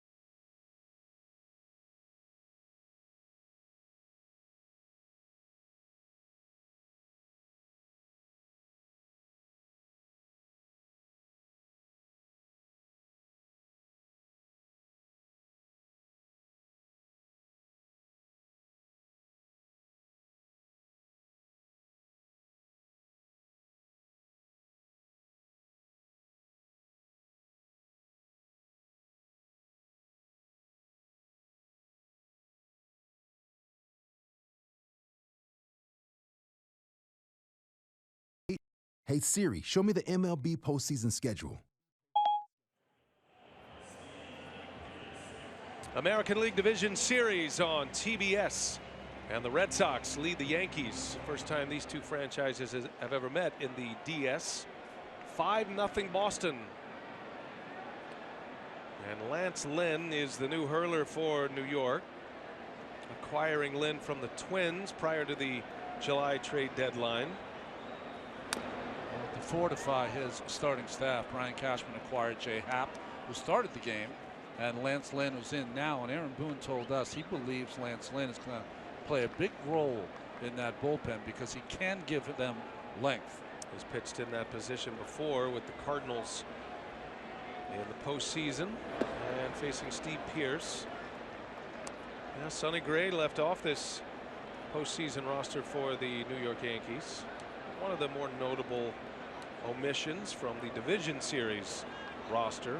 Greg Bird as well.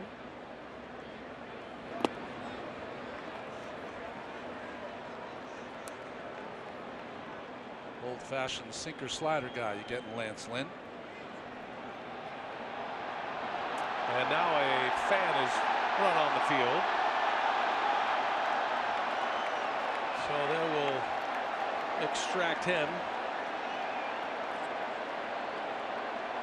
So I was mentioning they acquired Happ, they acquired Lynn, also acquired Zach Britton. Well, the Yankees certainly boast a very talented bullpen. You could put them in that elite group for sure. I think Milwaukee has in the National League the best bullpen makeup and composition, and the Yankees, and what we saw in the wild card game on Wednesday, and they were in that bullpen for the final 5 innings of that game. Got the last 15 outs, second in save percentage. Aroldis Chapman closing it down, third in ERA, playing in a hitter-friendly ballpark. Look at the strikeouts. They led the American League with over 11 strikeouts per 9 innings. They didn't expect to be in the game so early today. Pearce on the ground to Andujar. One away.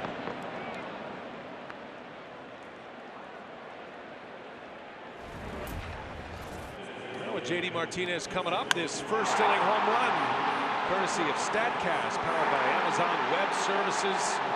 107 miles an hour it leaves the bat. Exit velocity up there in the extreme, and a frozen rope out of here to light this crowd up at Fenway Park and put Boston on the board first.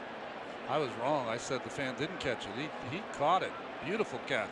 He wants another one. Martinez takes a ball. Martinez hit a long fly ball, probably hit the fly ball out in the 3rd inning further than he hit the home run. It was caught just in front of the wall by Judge.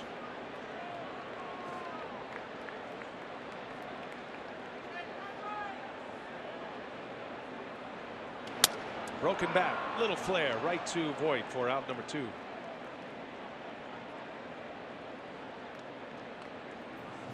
Strategy changes significantly when you're down in a game, the way you use your bullpen. And there's so much debate and consternation about bullpen usage. So it's important for guys like Green and Lance Lynn, and as Aaron Boone moves forward, he and Larry Rothschild trying to formulate a plan, A, to stay in the game, give your offense a chance, a prolific offense at that. But you don't go to that A bullpen with a game tomorrow as well, and coming off the wild card game Wednesday, just the 1 day of travel, and then starting up this series on a Friday night. Well, the Yankees have such a potent offense that they're just about in every game, even when they're behind by 5 runs here. But if it gets late in the game, that's when Boone has to make decisions. Guys who don't have experience in the postseason, you might get them in for an outer inning. A swing and a miss by Bogaerts. Stephen Tarpley made this postseason roster for the Yankees. Jonathan Holder with the bad numbers against Boston. What you add to that pen, and that's Dellin Betances, who was so good in relief of Severino in the wild card game. 6 up, 6 down, had 3 Ks in that game. Came in early, pitched the 5th and the 6th.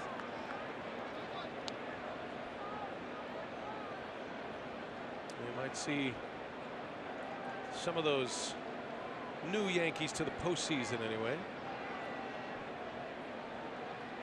Lance Lynn with the first 2 men out here in this 5th inning.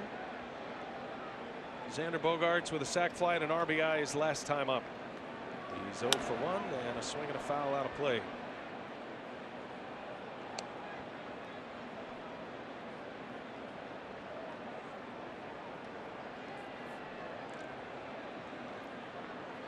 Lynn's had his number so far. much mystery from Lance Lynn. He'll run that sinker in on a right-hander hitter's hands and then slide her away. And the 1-2. Gregorius took an awkward angle, and safe at first is Bogarts. That ball had a little more topspin than he thought. He was trying to cut across in front of the bag. That'll go as an infield hit for Xander Bogarts, a 2-strike hit with 2 away. Watched the ball kind of skip on him, and he just caught it in the webbing. He knows that Bogarts has good enough speed that he couldn't really play that behind the bag too far and take a different kind of angle. He had to cut it off. Couldn't get enough on the throw. He's one of the better defensive shortstops in the American League. Led the AL in fielding percentage. Great range, great arm. But the inning is extended here. Hey, the MLB At Bat app brings every postseason moment to your favorite devices. Can catch every moment with features such as live radio broadcasts, pitch tracking, in-game highlights, stats, news, and more. You can download MLB At Bat today. It's your #1 app for live baseball. Listen to the stylings of Joe Castiglione and Tim Neverett on the radio side for the Red Sox, and the great John Sterling for the New York Yankees.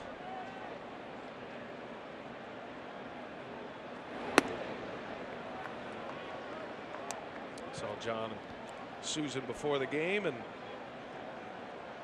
their 100-win Yankees end up in the wild card game, which put a lot of pressure on the Yankees and their fans. An anxiety-ridden game that was released quickly with that 2-run home run by Aaron Judge and a 7-2 win over Oakland on Wednesday.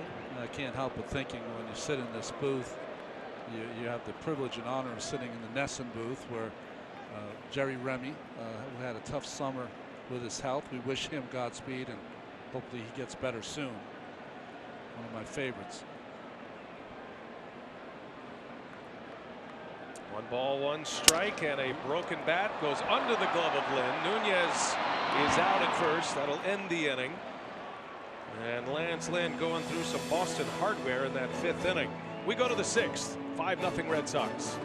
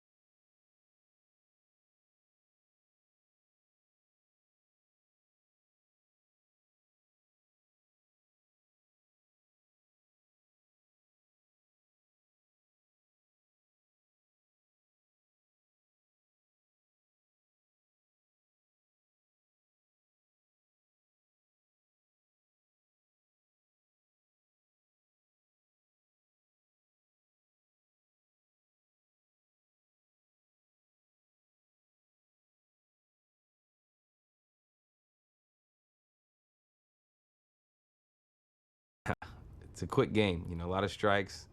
You know, he just keeps guys off balance. A bunch of strikeouts. I mean, you know, it's fun sometimes and it's not fun sometimes just because he kind of, you know, punches out 12 and It's boring. And yeah, it gets boring. So just a lot of standing sometimes. But it's, you know, you have to just enjoy, you know, the art that you see. Well, he's got a good point. Mookie Betts talking about playing behind Chris Sale. He has had very little activity in right field. Matter of fact, Sale with the 8 strikeouts thus far through his first 5 innings, first 15 outs he's recorded. Over half of his outs have been via the K. 2 fly ball outs for Sale.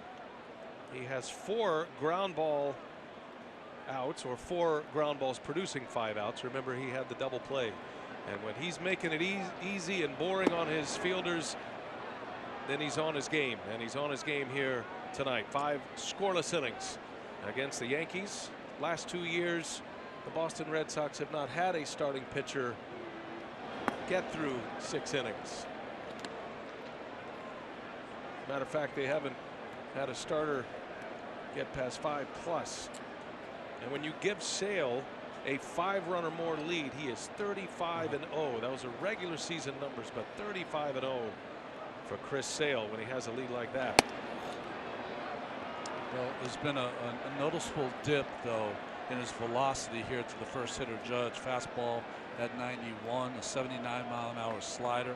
So his game plan, 5 of those 8 strikeouts have come on a slider. Judge into center field. That's going to get down, a base hit. Bradley cuts it off. And Aaron Judge with a single to center to start the 6th inning. Yankees know they have to get the bats going right here. This is the swing moment now, trying to get the starter out and into the bullpen. See Brazier getting loose now for Boston. It'll be interesting to see how much Chris Sale has left in this inning and how long Alex Cora goes with him.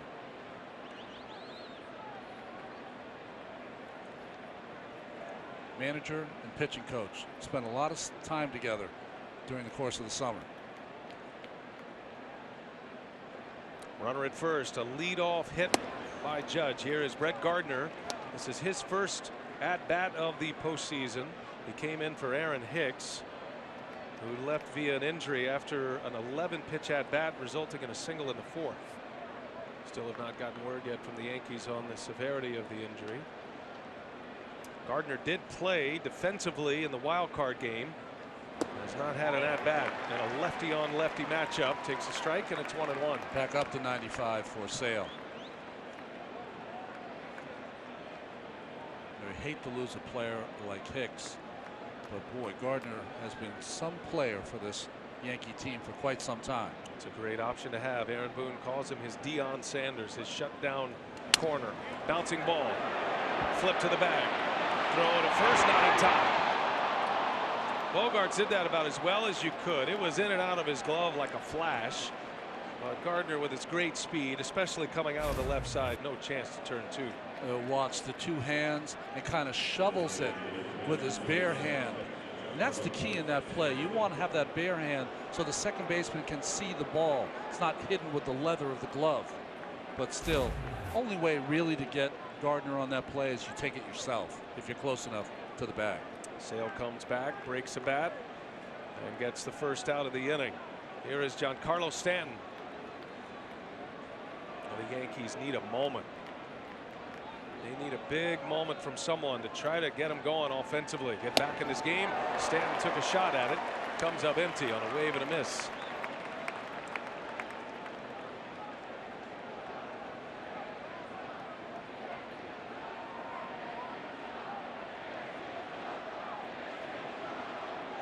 Sale has struck out Stanton twice.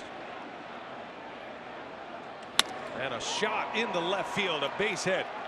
Turns it around, and now the Yankees get something going here. 2 hits in the inning, 2 on, 1 away. And that's going to bring Alex Cora out of the Boston dugout.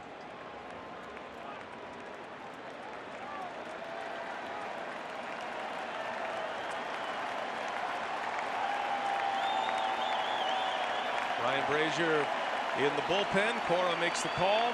Will take the ball from his ace. He will exit 5 1/3 to the packed house at Fenway.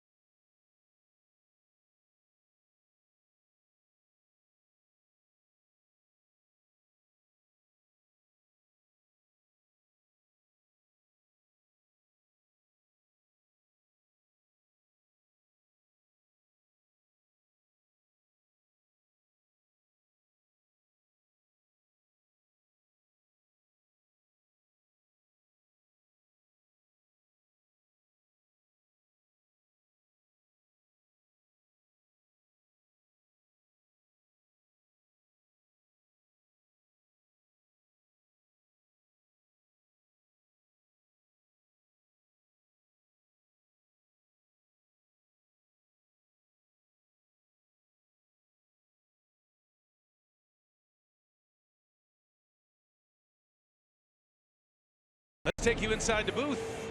Presented by Capital One. Brian Anderson, Ron Darling. So Chris Sale able to pitch into the 6th inning. Goes 5 1/3 with 8 strikeouts. And Boston's set for the long haul. They want to be set for the long haul. This was a good jumping off point for Chris Sale. I thought it was a masterful job. He did throw hard. He had many pitches over 95. But really the game for him today was the use of the slider, use of the changeup. 7 of his 8 strikeouts came on the changeup or slider. So great job by Sale to get into the 6th. Got a lot of ground balls, had the 8 Ks, a few fly ball outs. It was a pretty comfortable ride for Sale until this 6th inning. So the Yankees' primary goal is to get into that bullpen. They have finally done that, and now it'll be Ryan Brazier. Phenomenal story coming from Japan, signing with Boston, AAA closer, and now pitching in high leverage situations for the Red Sox. He's got 2 on and 1 away. This is his first game in the postseason. He's facing Luke Voigt. One swing of the bat could flip this game quickly, and that's a base hit inside the bag. Hits the sidewall. Gardner stumbles around third, but he'll score easily. And Luke Voigt delivers again. It's an RBI single. The Yankees are on the board.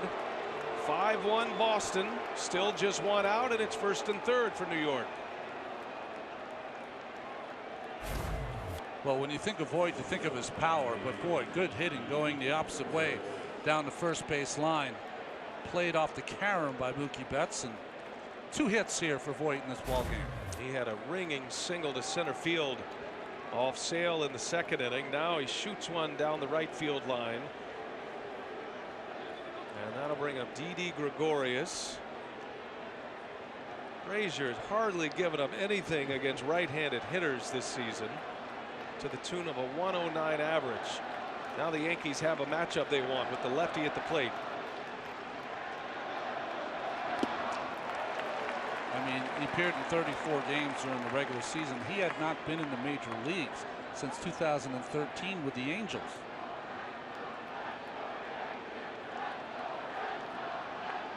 Pitching in Japan for Hiroshima, and not always in the big leagues in Japan either. He spent a lot of time in the Japanese minor leagues a season ago. Gregorius, a jam shot foul. I mean, he was just a minor league invitee for the Red Sox. Alex Cora said he'd bring him over for the spring training games to be their spring training closer. And he was throwing 98 miles an hour. And if you've ever watch a spring training game, you know that the regulars and all the starters, as you see Brandon Workman getting ready, they're not around for the closing of games in spring training. So when he arrived to Boston, hardly any of the Red Sox pitchers had even seen him, those who were going to be on the roster. And he dropped some jaws early. big velocity increase after becoming the AAA closer in Pawtucket. He's got his hands full right now. Didi Gregorius trying to hit the Yankees right back in this one with one away in the 6th inning. And a foul back out of play. When you came into this series, really the two things you thought about, the health of Sale was the most important thing, and I think he proved that he's healthy and able to get big league hitters out with his 8 punch outs, but also the bullpen and how they're going to get the ball to Craig Kimbrell is another big question for the Red Sox. There's Kimbrell. 1st and 3rd, one away with Gregorius up, and that one's down and in across the shoe tops. Good play back there by Leon. Boston has had their bullpen struggles against the Yankees this year to the tune of a 6.75 ERA.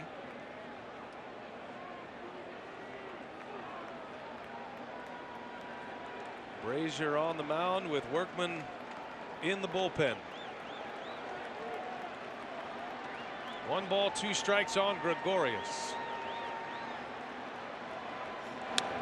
Had a good cut. Gregorius almost hit one out in the 4th inning. He did eventually reach on an infield hit. Pulled one just in front of the pesky pole. Stand over at 3rd. He had a single to left. Luke Voit with the RBI single to right. Voigt's already driven in 3 runs in his first 2 postseason games. Here's another 1-2. Down and in. Leon with another nice block. Not only is he saving runs with those blocks, but keeping the Red Sox in order for a double play to get out of this inning, perhaps. Terrific. Well, if you're Brazier and you're in your first postseason game, you like to be less leveraged than this one, but that's how it goes. Entered in a 5-0 game. Yankees have just now scored.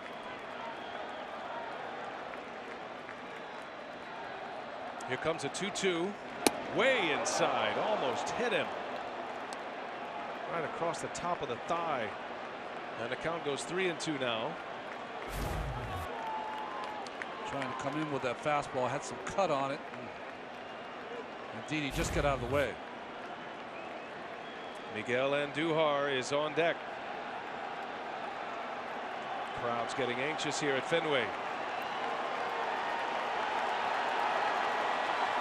Big pitch. Full count. Brazier deals. Bouncing ball. Got a chance to turn it here. If they go quickly. Kinsler. Bogarts. Throw to first. Not in time. Run scores for the Yankees. It's an RBI for Gregorius. It is a 5-2 game now. And a slow roller to second base. Boston did as much as they could with this, but unable to get Gregorius. Well, nice turn by Kinsler. Strong throw by Bogarts. Voit couldn't get there in time to put any pressure. You know, they really could replay that play, because if you noticed at second base, Voit reached out and grabbed the knee of the shortstop Bogarts before he threw the ball to first. Not allowed.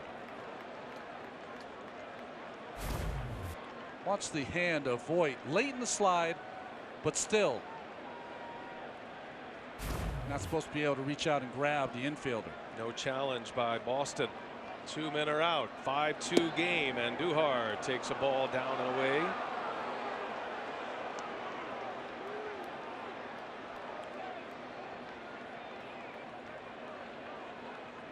Andujar was up in a big spot for the Yankees in the 4th inning with 2 on and 2 out, and Sale struck him out. That was his 8th and final strikeout of the day.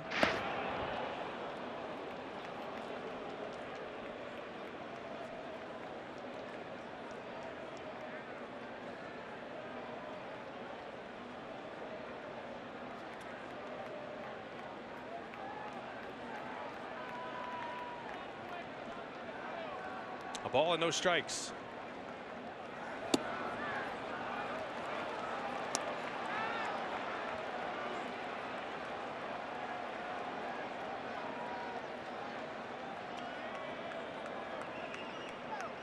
Started his season in AAA as the closer. 68 games combined between AAA and the big leagues. He gave up just 12 earned runs all season. 31-year-old Texan Ryan Brazier, and that bounces in. Back to the screen it goes. Gregorius into second base. That'll be a wild pitch, and the Yankees have a runner in scoring position with 2 away.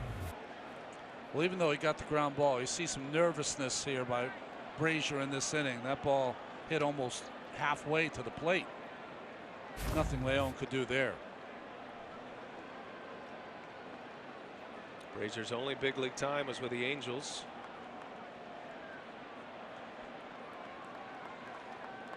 Never pitched in a scene like this. His first postseason appearance, and Andujar taking all the way, takes a strike.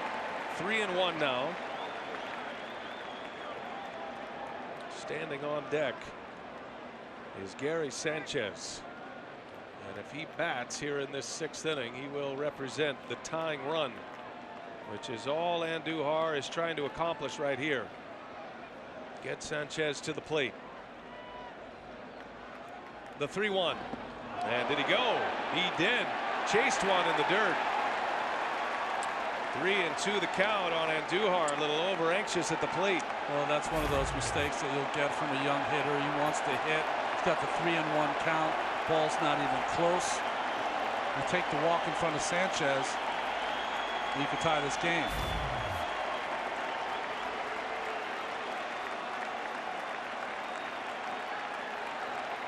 Two of Sale's runs are in. 5 1/3 for the big lefty.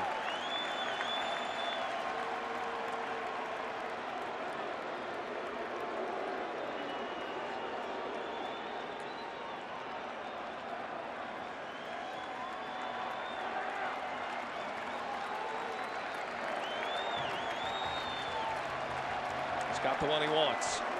Count is full on the rookie Andujar. And he lays off, and it is ball 4, and the tying run will bat. And Alex Cora is on his way out. You just don't know until you see him pitch in the postseason. Right? As good as Brazier has been, and a strike thrower all year long. Many of those pitches not even close. His manager goes and gets him, and now the Yankees with a golden opportunity here in the 6th inning. 2 runs are in. It's 5-2 Boston. Brandon Workman next on the mound for the Red Sox.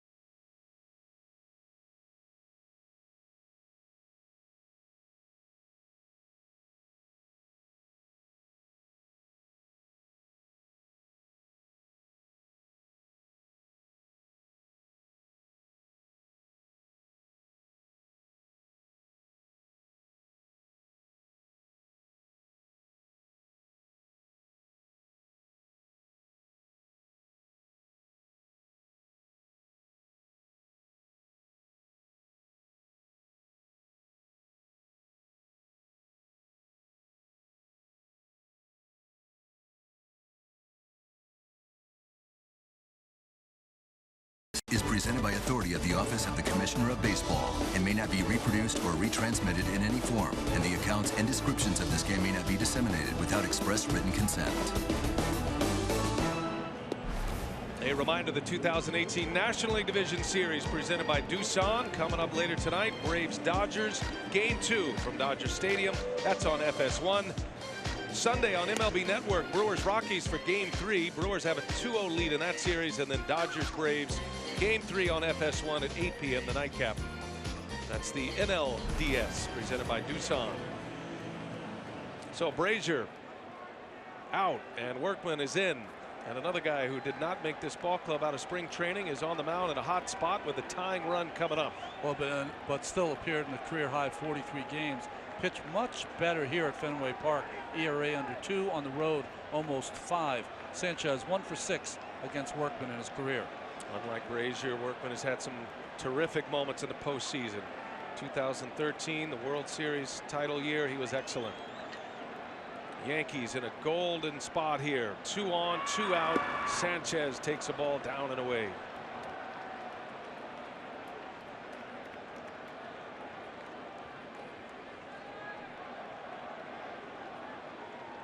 Sanchez can make up for an entire year. One swing of the bat here.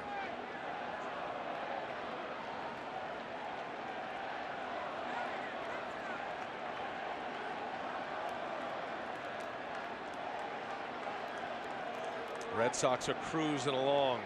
5-0 lead. Sale on the mound, pitching well. Chased after the 3rd batter this inning after 2 hits in the frame. 2 on, 2 away. Sanchez takes a ball, and it's 2 balls and no strikes. Gleyber Torres due next. Yankees are at the bottom of their order. The 9th place hitter in Torres. Sale can only watch at this point. 5 1/3, 2 runs for him on 5 hits.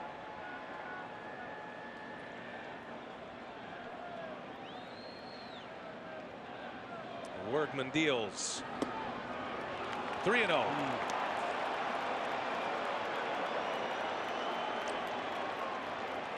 Boston should have challenged that slide by Luke Voigt. They'd be out of this inning. Instead, still waiting for the relievers to be a little more consistent in the strike zone. Think about Didi Gregorius hustling down the line to not get doubled off, driving in a run. Voigt and Gregorius with the RBIs. I let him swing. 3-0, and he takes ball 4 on 4 pitches. It's a walk, and the bases are loaded now with Torres coming up.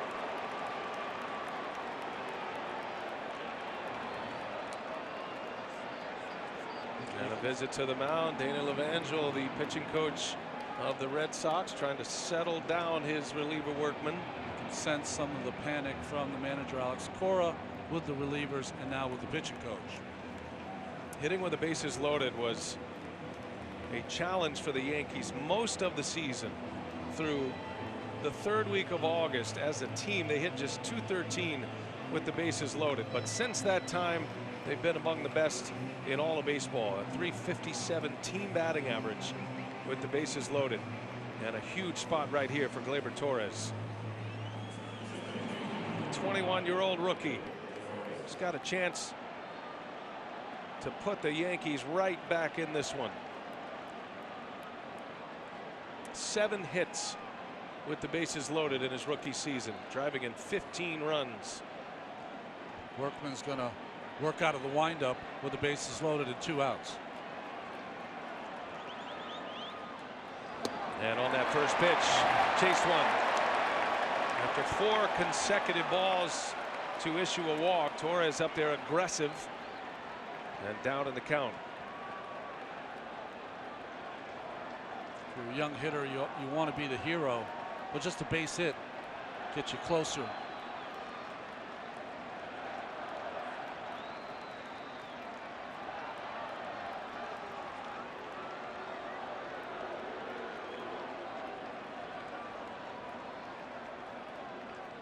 For the Yankees, this is the 8th batter of the inning.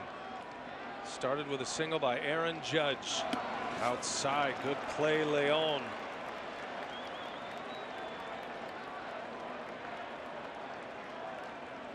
the nuance of the catching position. It makes a huge difference when you have a catcher of the skill of Leon. And making it so much more difficult because of the inability to throw strikes by his relievers. 1 ball, 1 strike.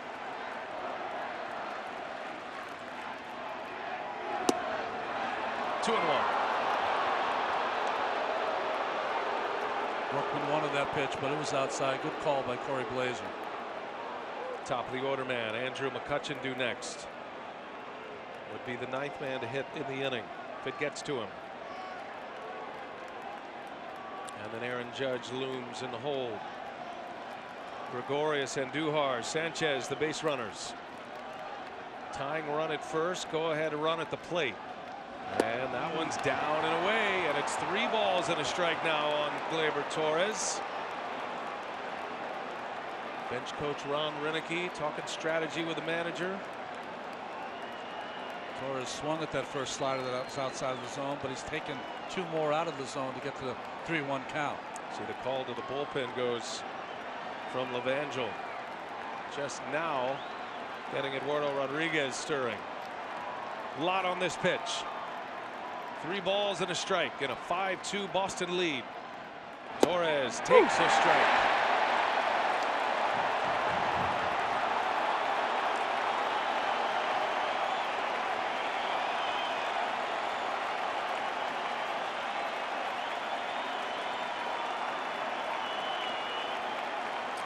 He hasn't been close with his slider. I think you have to go after him again with that fastball. 3 and 2, 2 outs. All 3 runners will get a head start. And it's Workman who starts from the windup. There they go. The pitch, a swing and a miss. He struck him out. What a big moment in the game. Workman strikes out Torres to end it. Yankees get 2, and it's 5-2 Boston.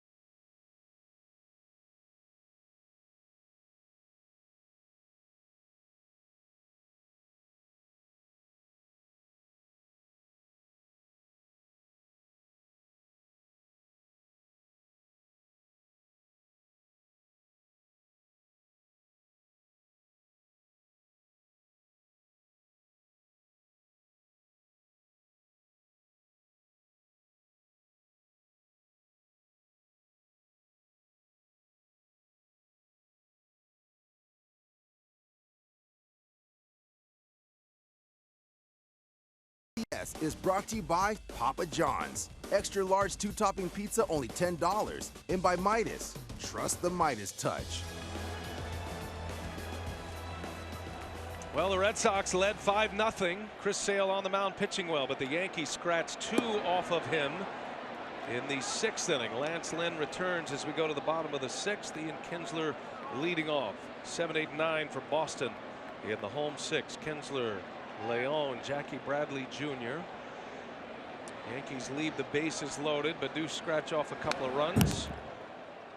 One time this year, the Yankees, down 5 or more runs, were able to come back and win. That was a game in June against the Mariners, down 5 or more runs. It was 5-0 in that particular game. But they've gone a long way to get within 3.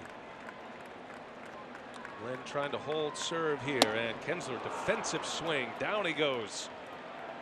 Boy, Aaron Boone was singing the praises of Lance Lynn. He's been impressive. Hey, a reminder, the best way to stay up to the 2nd this October, you can follow at MLB on Facebook, Instagram, and Twitter.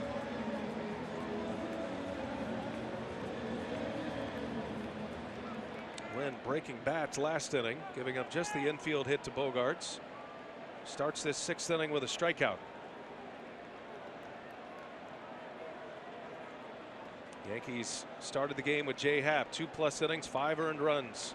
Chad Green going 2 innings with 2 hits allowed, giving up the last 2 runs for Jay Happ and the inherited runners. And then Lance Lynn has been on in the last 2 innings. Sandy Leon, the switch hitting catcher, dropped down a sac bunt last time, pulls that one to the pesky pole, and it is foul. Well, the momentum shift in this game has been palpable, but it only stays shifted if Lynn can put up a 0 here. Yeah, the shutdown inning so important, especially when you're trying to come back. The Yankees have Zach Britton loosening in the bullpen. Got Jackie Bradley Jr. due up next, a lefty, then Betts, and then Benintendi, the lefty. It's a slow roller foul by Leon.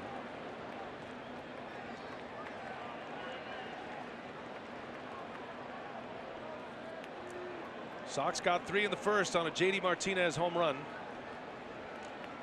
Lit this place up with 1 out in the 1st inning off Jay Happ. Added 2 more in the 3rd.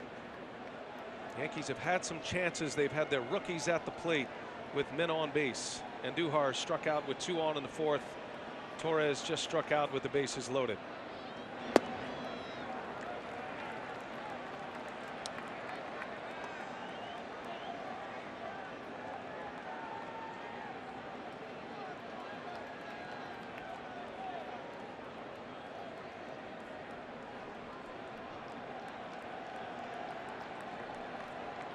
Two to Leon, and a bouncing ball. Voit goes to a knee, hits Lynn on the run. A couple of offensive guards there connecting on the 3-1 put out. And 2 men are out here in the 6th inning. That's 2 big men right there. Walk through that Yankees clubhouse, especially for somebody of my stature. It's a little unnerving. There's him. He walked by us today. He looked down on me. And there's him. And then Betances and then Voit, and they just keep coming at you in that Yankee clubhouse. 2 outs. Here is Jackie Bradley Jr. And you know, Boone, if he can buy another out of Lance Lynn, keep pushing that bullpen back. On the other side, you think about Alex Cora, you know, he's rolling with Brazier and Workman to bridge the gap from Sale to his late inning guys. Be curious to see how long he goes with Workman, what he has in mind for the 7th inning. You know, he'd rather have Workman finish the inning, and then you turn it over to Barnes and Kimbrel. That would be the winning formula for Alex Cora, but the Yankees could disrupt that. And then what? Maybe you see Kelly in the 7th. Stephen Wright, the knuckleballer. Kelly and Kimbrel.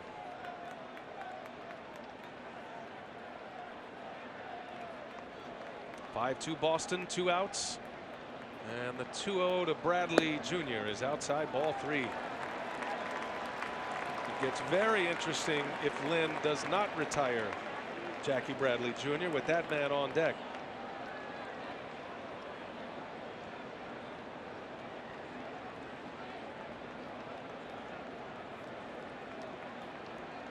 The 3-0. Lost him. Missed badly.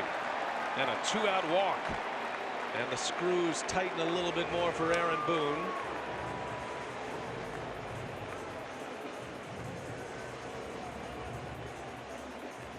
A runner on with 2 away. Back to the top of the order, and the dangerous Mookie Betts, who's already doubled and walked in this game. He ripped one off the fence in center field on the monster part of it, about halfway up that 37-foot wall. Scored a run. He fills all the offensive columns every day. Led the American League in runs scored this year.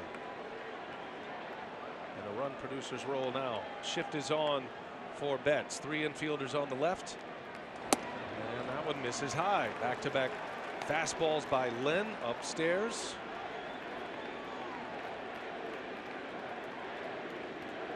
Five balls in a row now for Lance Lynn, who's a strike thrower. Betts against the Yankees this year, .415 average with 3 long balls.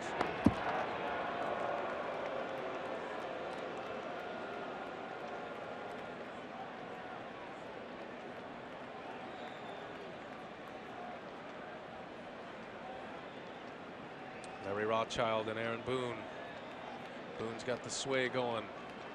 Anxious moment for him, sensing perhaps his offense is starting to get it together. There's a strike. That's a good pitch. Gets one in on Mookie Betts. 1-1 the count.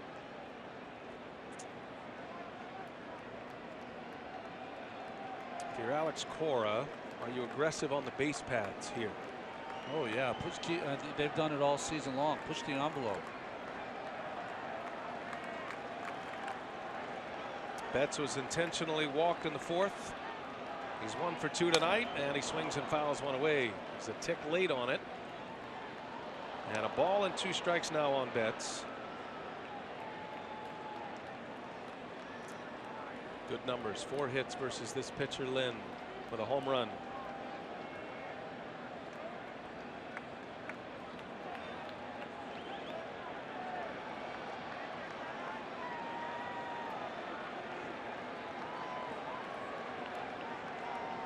Yankees have Torres, Gregorius, and Andujar all on the left side. They have concerns about Andujar. Typically a defensive replacement if the Yankees have a lead. He did commit an error in the wild card game.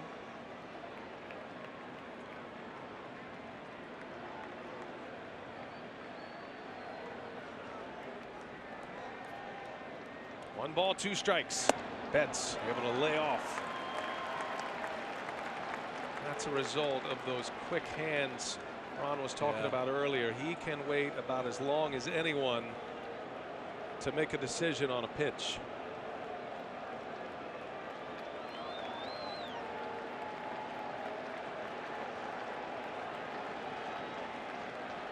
Both catchers with the fluorescent signs. And Lynn wants the fastball. Bradley Jr. took off, stopped, and a swing and a foul. Bradley started. And it looked like he might not have got a good start there, and so he wisely holds up. No, it's almost like he got too good of a start, and he thought Lynn was maybe going to come over. He had timed it right. He just didn't believe in or trust it. Well, imagine a pickoff at first base right there where he gets an out, leaving Mookie Betts at the plate. Can't do it. 2-2 the count on Betts. And a called strike 3. Lance Lynn paints on the corner, and a strikeout to end the inning puts up that 0. Now the Yankees are coming up down 3.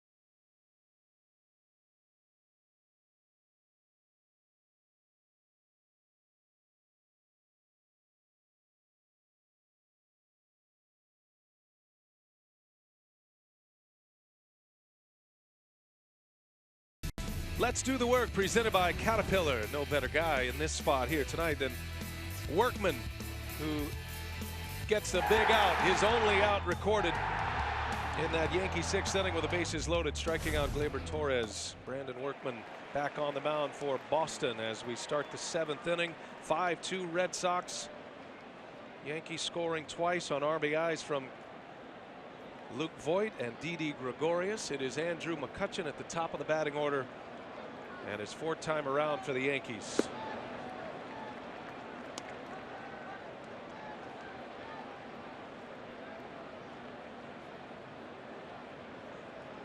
Saw that reaction by the Red Sox in their dugout, knowing the moment that Workman just produced for him. Sale unable to get through 6 innings. Going with Brazier and Workman. Brazier, a third of an inning, gives up a hit and a walk. And there is Barnes. Red Sox setup man. Both Barnes and Kimbrel can be multi-inning pitchers in the postseason. That's a base hit through for McCutchen. Leadoff single for the Yankees in the 7th inning.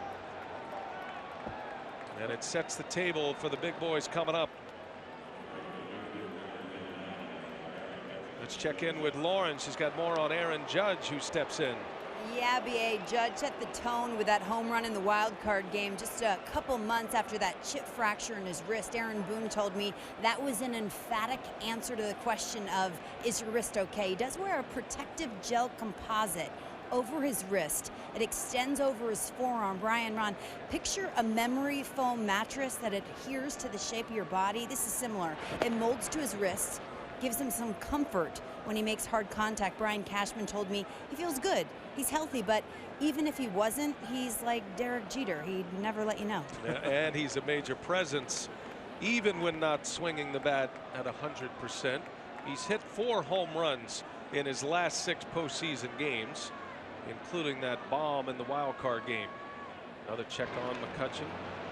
Yankees don't do a lot of running. Don't figure with Judge at the plate it would be a running spot. 3 runs down, you've got to let Judge swing the bat, get you right back in the game. McCutchen's first postseason hit as a Yankee after an 0-for-3 in the wild card game.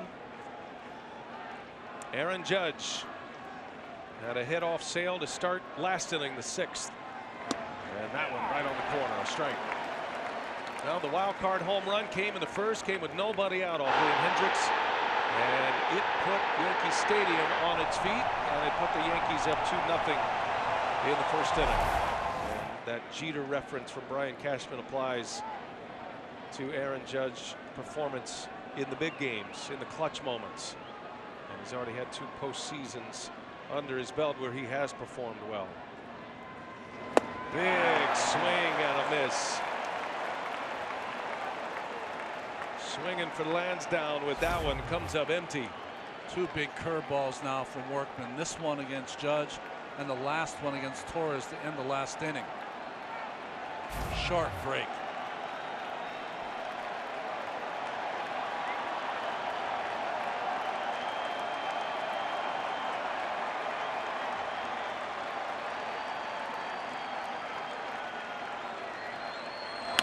In the air, center field, coming in. Bradley Jr. lays out. That ball hit the ground, and into second is McCutchen. Terrific base running by McCutchen.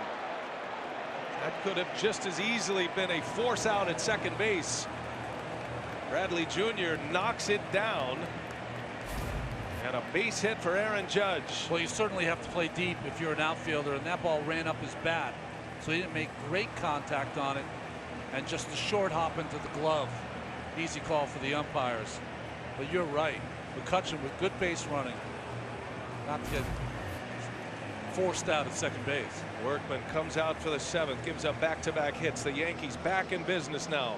Tying run will come to the plate again. Workman is out. And back to the bullpen goes Alex Cora.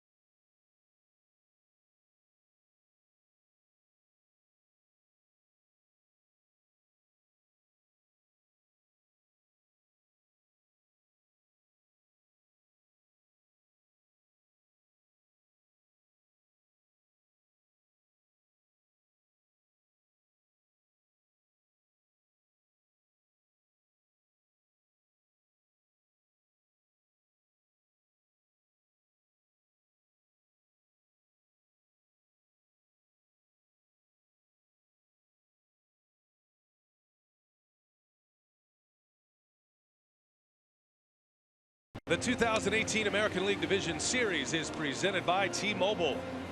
And it is tightening up once again here at Fenway Park. The Yankees scored twice in the sixth. They stranded bases loaded. Brandon Workman goes back to the mound, gives up 2 hits to start the inning to McCutcheon and Judge. And now it's going to be Matt Barnes. And it looks like Alex Cora is going to try to get the last 9 outs here with Barnes and potentially Kimbrel. Take a look at StatCast, powered by Amazon Web Services. Jackie Bradley Jr. having to play deep with Judge. Almost made a great catch. Did a very good job to keep that ball in front of him. Otherwise, it's off to the races. But it is a trap, and it is a base hit, and 2 men are on. Like he's looking over his card on where he's going to play Brett Gardner. Matt Barnes since 2016 has stranded 66 of 81 inherited runners. That's 81%. 13 of 14 this year. 2 on, nobody out. Again, the Yankees bring the tying run to the plate. Last inning they had the go-ahead run up. Brett Gardner, who came into this game for Aaron Hicks. Corner infielders are in, expecting a bunt. Gardner not bunting and takes a strike. Remember earlier in the game, Aaron Hicks left with an injury. Gardner had to come in and pinch run for him, and he hits in that spot. That was in the 4th inning after a Hicks single. Second plate appearance for Gardner. Beat out a potential double play ball last inning and scored the first Yankees run.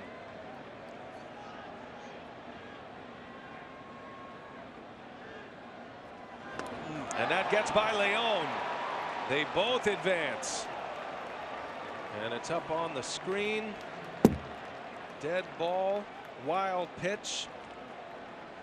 And second and third for the Yankees now with nobody out. Again, like Brazier and Workman, Barnes trouble with the strike zone. Not even close for Leon. Alex Cora desperate for one of his relievers to put the lid back on the jar here. Yankees in a position now. A base hit could score 2. Remember, very strong arms in the outfield for Boston, especially in center field and in right field. McCutcheon with good wheels at third base.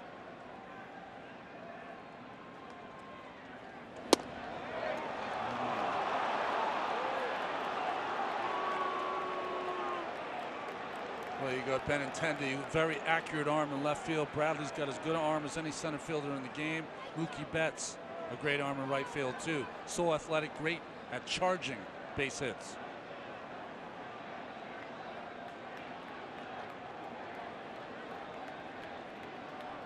Two balls and a strike.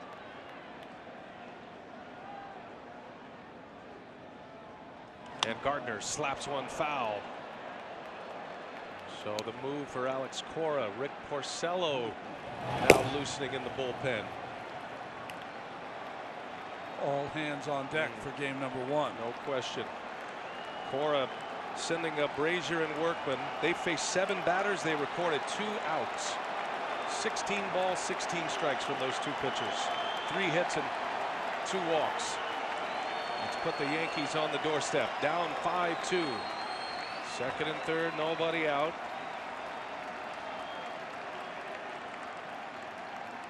And the 2-2 to Gardner, down and in. Leon able to keep it around home plate, keeps the runners at bay for now. Can't find that breaking ball, can he? Just keeps spiking it into the ground.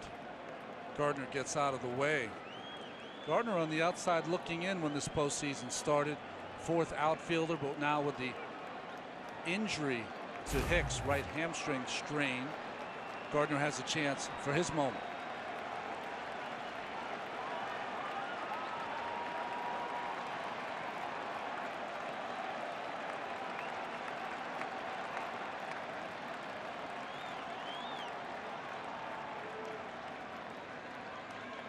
Gardner pulls one foul.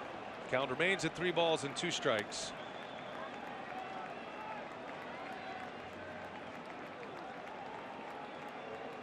I think we've seen the same from Brazier, Workman, and now Barnes. Just heavy use of the breaking pitches. Barnes has been a big strikeout pitcher this year. 14 Ks per 9. The primary setup man this season. He could use a strikeout here. Gardner trying to answer though. Here comes, and it's outside, ball 4. Gardner draws the walk. The bases are loaded again for the Yankees.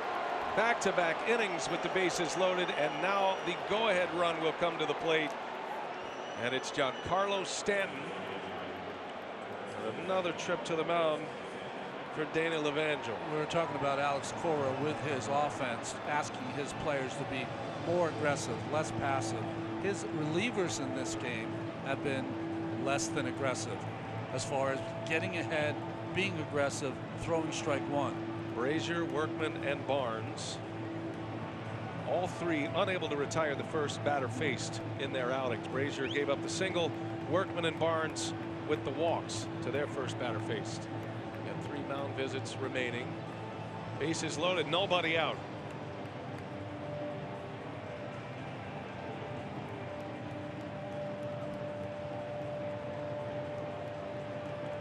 The Red Sox are up by 3 runs, but you feel like they're scooping water out of a sinking boat. That's a great call. It does feel like that. There's tension in this ballpark. It was 5-0 until the 2-run 6th inning last inning. Yankees are right back at it. Giancarlo Stanton at the plate. They're loaded up. McCutchen, Judge, and Gardner. And a swing and a miss. Stanton lets it loose.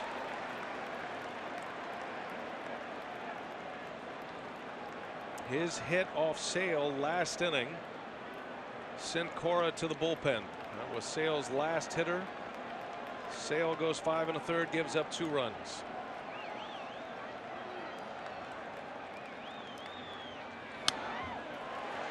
Oh, 2. Well, sometimes we forget, Stanton has been a power hitter for a long time, but this is his first postseason. Looking for his big moment.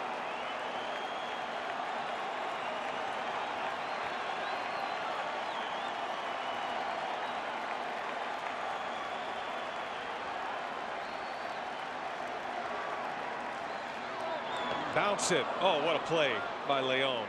Man, what a play by the Red Sox catcher. That breaking ball was so bad that the only way Leon could block it was not to go down to his knees, was to stand straight up. That's something.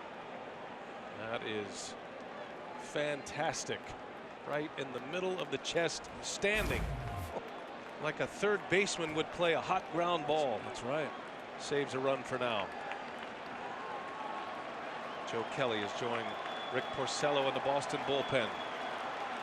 Tying run at first base in Gardner. And Barnes deals, shot foul into the net. The reason Kelly's up is that if they need to get through this inning, they'd use the Kelly, who's the reliever. Porcello needs more time as a starter. That's why he's up. Maybe to start the next inning. Potentially for the 8th to begin. But the way this inning is going right now, all hands on deck. Barnes in a 1-2 count. Here he comes, and a swing and a miss. He struck him out and finally found the bite on that breaking ball he was looking for. A strikeout for out number 1. Well, you look at the pitch sequence, unusual here. Fastball up from Barnes. He likes to sink it. 2 of them upstairs, and then he spikes that breaking ball, throws one for a strike, but Stanton hit foul, and then a run to the dirt. That's the best one he's thrown since he's been in the game. And you throw a pitch like that, you finally get the result you want. Does that carry you forward now? Yeah, sometimes you feel that release and it clicks in. He's got the feel. Here is Luke Voit. Bases full of Yankees with 1 away. And Voit takes a ball. Voit has hit a home run in 4 straight games against the Red Sox. Hit one off the wall in the wild card game. A game breaker 2 RBI triple for Voit. First triple in his major league career, which is brief across a couple of years. 2 hits tonight for Voit. Drove in a run with a single just inside the bag at first. Opposite field hitter.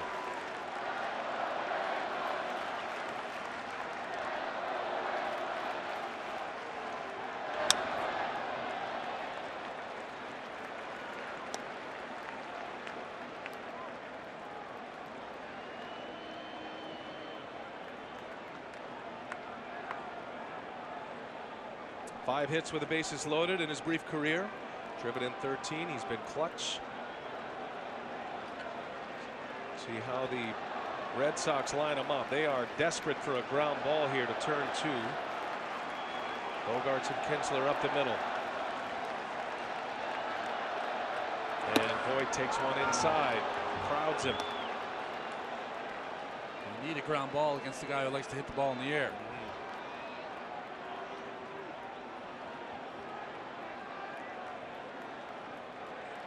Remember, Steve Pearce still in the game at first base for Boston.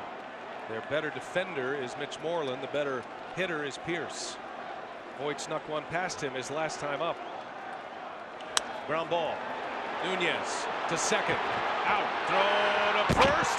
Not in time. A run will score. Gardner with the clean slide. It did take out Kinsler, but he was on the bag. A run is in. It's a 2-run game now. Voit with his second RBI of the game and able to beat it down the line.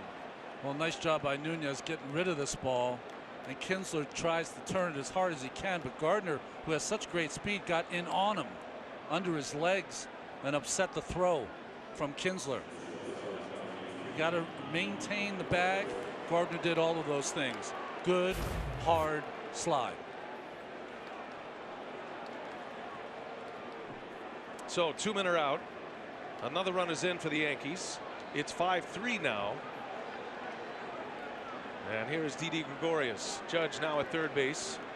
Voit is over at first. And he carries the tying run. Again, if you're Judge, and he's a intelligent, smart player, he knows what Barnes been doing with that breaking ball. He's got to have that dirt ball read ready to go in case it gets away from Leon. Matt Barnes trying to get through this 7th inning. First and third, Gregorius takes a ball.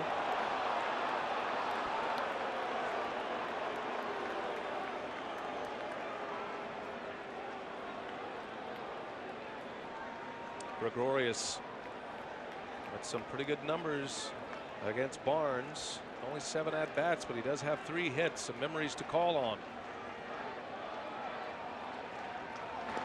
Another one in the dirt. Another block by Leon. Absolute clinic behind the plate from this guy.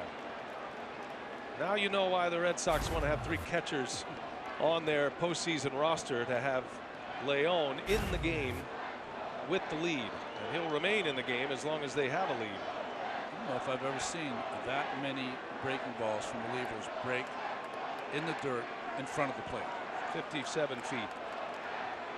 That's been the difference in the bullpens here tonight. Remember, Jay Happ chased in the 3rd inning. Did not record an out. Sean Green and Lance Lynn with 4 innings. It's been Brazier and Workman and now Barnes. 2 gone though. 2-0 the count to Gregorius.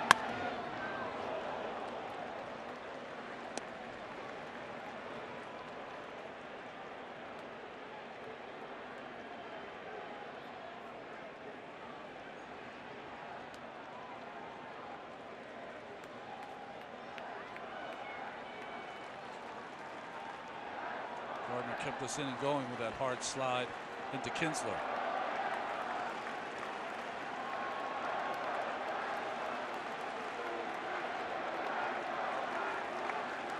Two and one on the ground. Kinsler right there. Nice easy hop. And Barnes gets out of it. Yankees chip away. They have 3 on the board now, but the Red Sox lead by 2.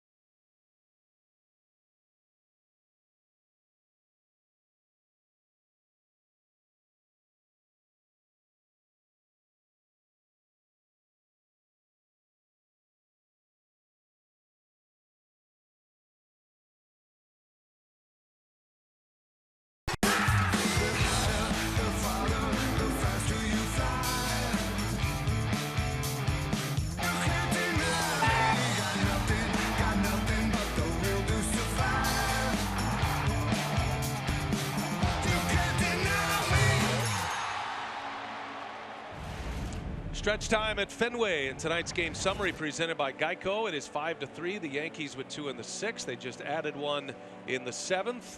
But Boston has been able to maintain their lead. Sale goes 5 1/3. And now the Red Sox heavily into their bullpen. And Ronnie, the rest of the way now, talking tact at this point. If you're a manager, let's start with Alex Cora. Okay. How do you get to the finish line here and get to Kimbrel? Well, you got 2 options. You can either go with one of your starters who was up warming up, Rick Porcello, or you can go with the standard reliever, Joe Kelly, to set up Kimbrel, and maybe Kimbrel has to get 4 outs for you. All right, and for Aaron Boone, his ball club starting to chip away a little bit. They don't have the big hit, the knockout hit to get them all the way back. But at this point of the game, in your bullpen and the rest of the way, how do you work this? Well, the Yankees are 1 for 7 in runners in scoring position, so they've let some major opportunities go. That being said, I think if you're Aaron Boone, you got to use your best relievers to keep it close, give you a shot late in the game to come back. I think you're right. And Zach Britton has made his way to the mound here for the New York Yankees. So he is starting to drift into that A bullpen, the kind of pen he uses when he is in a tie or has the lead. And this is a big inning coming up in the bottom of the 7th for Zach Britton. And he will face the left-hander Andrew Benintendi to start the inning. Steve Pearce and then J.D. Martinez scheduled to hit after that. Well, in the wild card game, Britton was touched for a 2-run home run from Chris Davis in that ball game. Really the only pitcher that was not effective for the Yankees. A reminder that BR Live is here and makes watching live sports easy. Download to Discover Now. Live over everything, BR Live. So here we go to the bottom of the 7th inning. And Benintendi will start it. 2 hits tonight. Picture perfect fall night here in Boston. This is game 1. We'll do game 2 tomorrow. Travel day on Sunday. Back to Yankee Stadium on Monday night.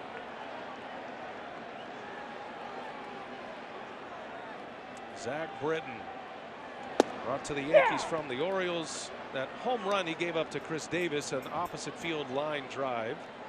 Only 2 runs allowed by Yankee pitchers in that game. That was a 7-2 wild card win for New York. Well, Britton, when he's at his best, probably has one of the best sinking fastballs from any lefty in the game, and will get a lot of ground balls and strikeouts.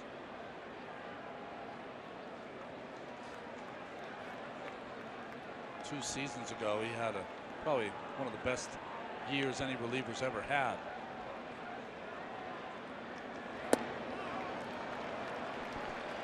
Just aren't many left-handed pitchers like Britton. Over the top, that sinker ball gets a ton of ground balls, a ground ball machine. That 2-run homer he allowed was in the 8th inning on Wednesday. There's a ground ball. And a nice easy hop for Torres. So Benintendi is retired, out number 1. They give a lot of credit to the 2 relievers coming in for Jay Happ, starting with Chad Green, who goes 2 scoreless, and then Lance Lynn, also 2 scoreless innings. Did have a runner on last inning, but was able to strike out Mookie Betts with a runner on and put up that shutdown inning after the Yankees had scored a couple of runs in the 6th. And what's interesting about Alex Cora, the move he did not make, once he got that 5-run lead, he never did put Moreland in for Steve Pearce. Pearce gets another at bat against a left-hander. Pearce with a walk, a single and an RBI, and a ground out. Drove in the 4th Boston run in the 3rd inning. That was part of the 2-run frame. There's a strike. Powers one on the inside corner.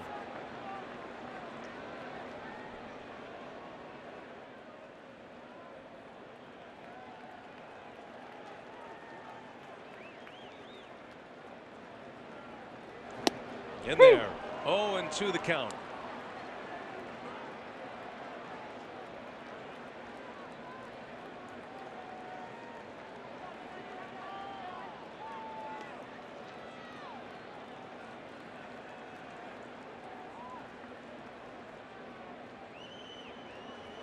Oh, he made quick work of him. Strikes him out on 3 pitches. And Britton with his first K, out number 2 of this 7th inning. Sinker for a strike, slider for a strike, and then slider out of the strike zone.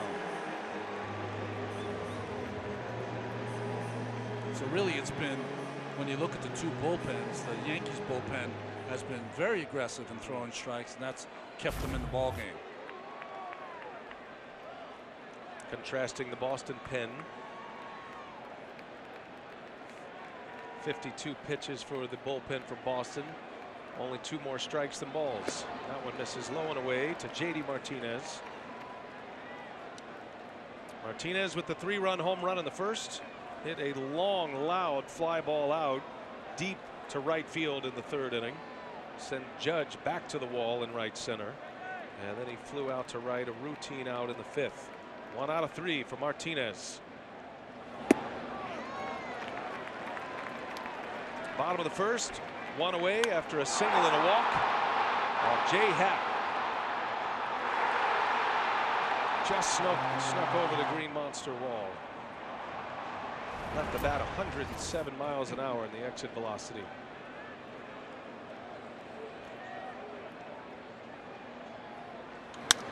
In the right, slicing, gonna fall for a base hit. Might have broken his bat, but Martinez is on with a 2-out hit off Britton. And a 2-for-4 night going in his first postseason game as a Red Sox player. Well, you got to respect the power that J.D. Martinez has to right field. So Judge playing deep on this ball off the end of the bat drops in front of Aaron Judge.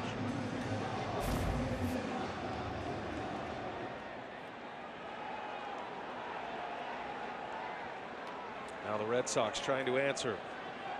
Those late tack-on runs, so key in the postseason, so demoralizing to the opponent. Xander Bogaerts is driven in a run with a sac fly, more like a sac line drive, hit it hard, but right to Judge. And he's trying to shoot one that way again. He fouls it away. Also had an infield hit. David Robertson readying in the Yankee pen. Just keep bringing closer after closer out of their bullpen. An embarrassment of riches here. Britton coming at the July trade deadline. Yankees added him to a bullpen that already led the majors in ERA and strikeouts. Bouncing ball, nice play. Britton, he's got it. Fires to first. Yikes. Voit, a former catcher in college at Missouri State, went right back there with the squat. Inning is over. We head to the 8th. Yankees coming up, down a pair.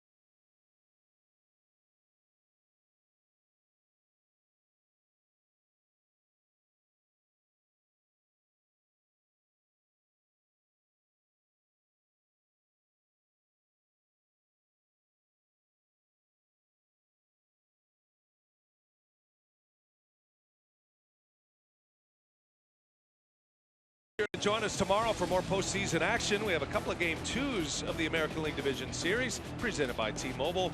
Pre-game coverage starts at 3:30. It's the Indians and the Astros at 4:30, and then the Yankees and the Red Sox at 8 p.m. TBS, your exclusive home for the American League postseason. There is Rick Porcello. That answers one of your questions, Ron. So they go to one of their starters to pitch the 8th inning, and his first pitch is a strike to Miguel Andujar. Well, his 12th appearance in the postseason. This is his 8th relief appearance. And I think if you're Alex Cora, you're just sick of seeing balls by your bullpen, so you go to your starter who throws strikes. That's Mitch Moreland, came in at first base. Red Sox tighten up defensively. Quickly, no balls, 2 strikes on Andujar. And he's able to lay off. This is the second occasion that Porcello has pitched as a reliever in a Boston uniform in the postseason. He did it often as a member of the Detroit Tigers in 2012 and 2013. Just missed. He's familiar with the role. Cora has to get into his bullpen, and it felt like they were tracking just an inning and 2/3 earlier than he wanted, right? So Barnes, instead of working the 8th, works the 7th. There was a run scored, but he's able to get through it. But as you said earlier, and as Alex Cora told us, Craig Kimbrell is a multi-inning option. They would rather not have him out there for more than 4 outs.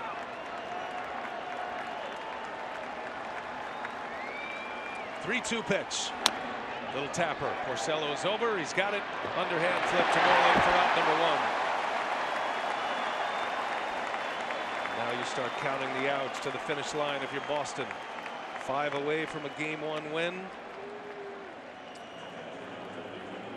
Ron Renicky, the bench coach, former manager of the Milwaukee Brewers, a division-winning manager. You see, most of the managing in the postseason is the same. Do anything you can to win today. Worry about tomorrow. One away. Here is Gary Sanchez.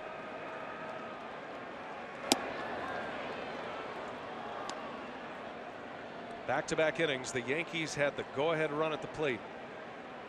And while they scored in the 6th and the 7th, they didn't get the big hit to push them over the top.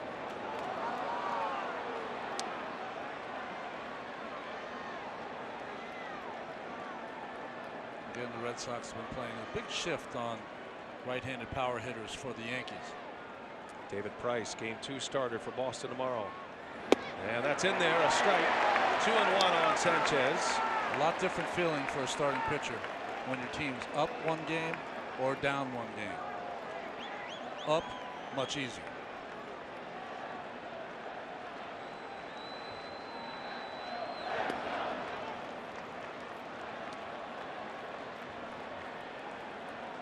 Masahiro Tanaka will counter David Price tomorrow night.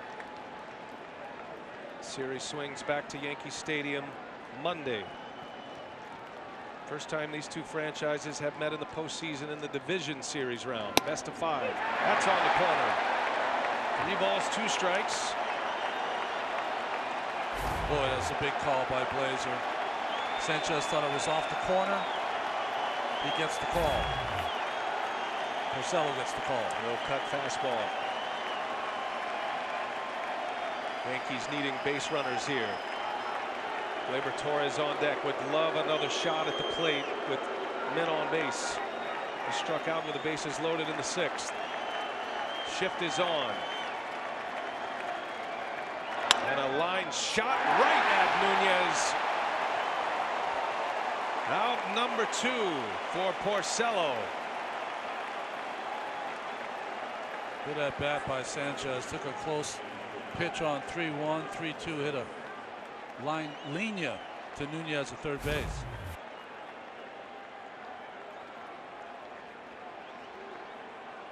And with a 2-run lead and 2 outs and nobody on, it affords Alex Cora the ability to stick with Porcello here. Gleyber Torres now 2 gone in the Yankee 8th. He has found the sweet spot on that outside corner. Well, it's completely different watching a guy throw strikes as opposed to guys that looked a little anxious out there. And he's working quickly here, and a swing and a foul. Quickly 0-2 on Torres.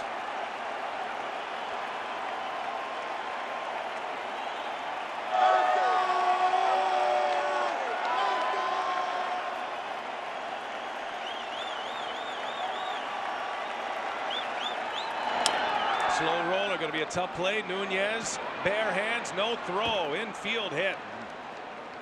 Oh, a big one that is. 2-strike infield hit.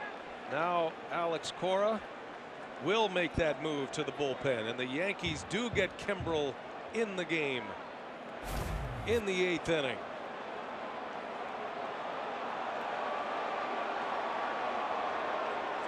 Wise move by Nunez.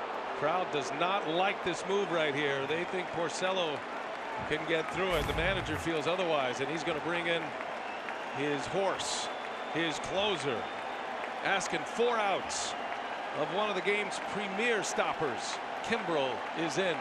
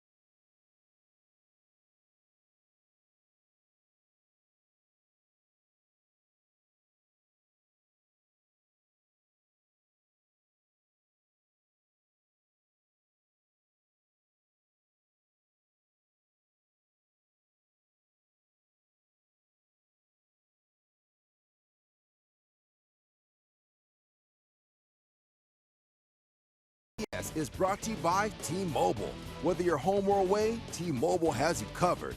By Marathon, fueling the American spirit. By Arby's, we have the meats. And by Geico, 15 minutes can save you 15% or more on car insurance. Friday night, New England, downtown Boston, 5-3 Red Sox. Yankees keep knocking at the door. 3rd consecutive inning. They have brought at least the tying run to the plate. And Craig Kimbrel is on the mound trying to pick up the final 4 outs for Boston. Well, this is his 6th postseason for Kimbrel. Had 3 saves of 4 outs this year. But you know, we were talking break that managers do not want to get caught with their best pitcher in the bullpen when the tying run comes to the plate anymore. And so Kimbrel is on. Porcello gets the first 2 outs, gives up an infield hit, weak contact by Torres. And now the top of the order coming up. 5th at bat for Andrew McCutchen. Just collected his first hit of the postseason last inning in the 7th, had a single to left field. A former Pirate, went to San Francisco, traded from the Giants to the Yankees, and he's been Aaron Boone's leadoff man since he arrived. Tying run at the plate.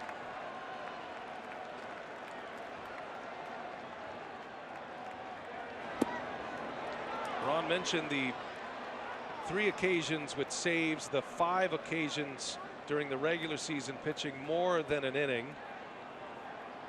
He did not do that since late July. He has not had a 4-out or a multi-inning save or appearance since July 27th. Postseason is different. Also had a very big lead, the Red Sox, so be no reason, right? Interesting starts. McCutchen with 2 breaking balls.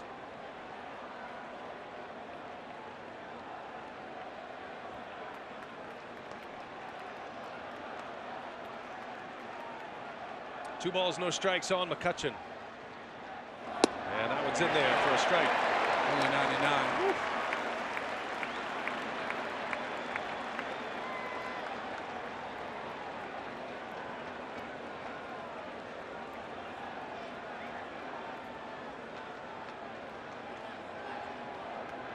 2 balls and a strike.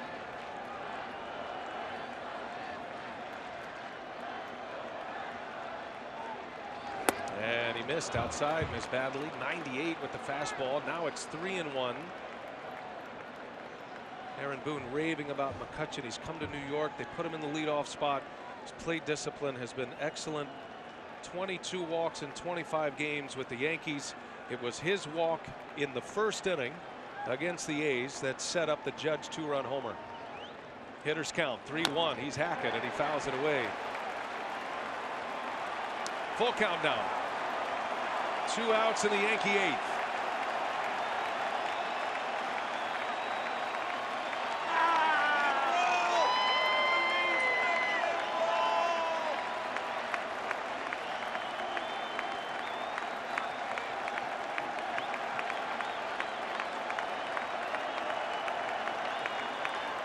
With Aaron Judge on deck.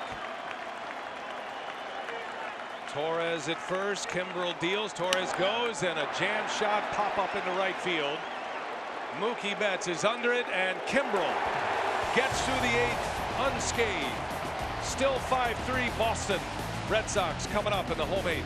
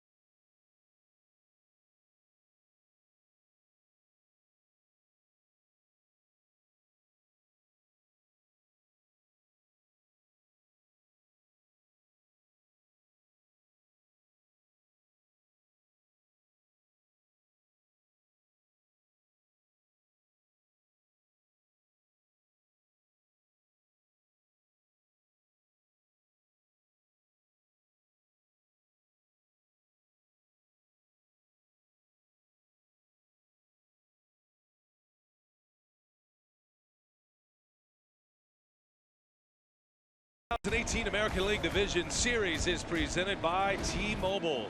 Great to have you with us on a Friday night in Boston. It's been a good game. It jumped out early for Boston with a 5-0 lead and sailing.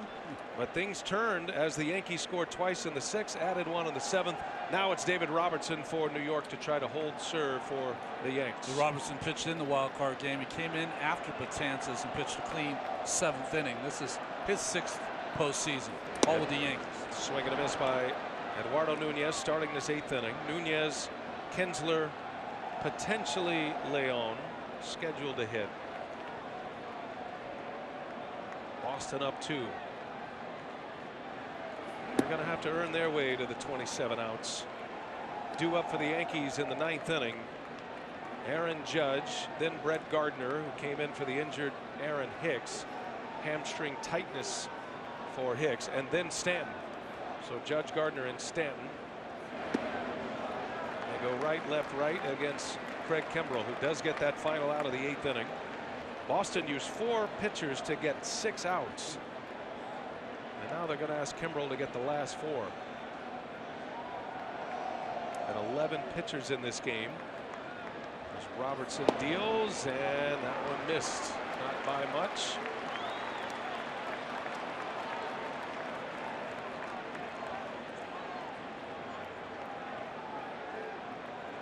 Boone's got some good work from his pen. He thought that was a strike. Gets the call this time. Glazier won't call that ball down, but he will call the ball just off the corner or on the corner on that outside part to right-handed hitters.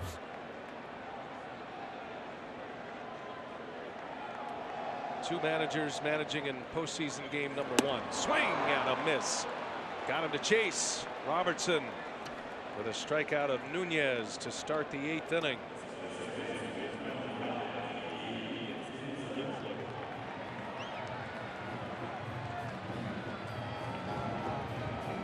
Robertson has been one of the most dependable Yankee relievers, and that's saying something because their bullpen has been excellent.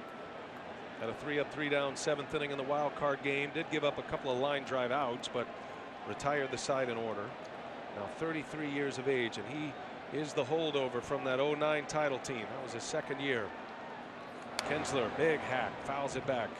No balls and a strike. I mean, just think of what he's gone through his career. He had to replace Mariano Rivera.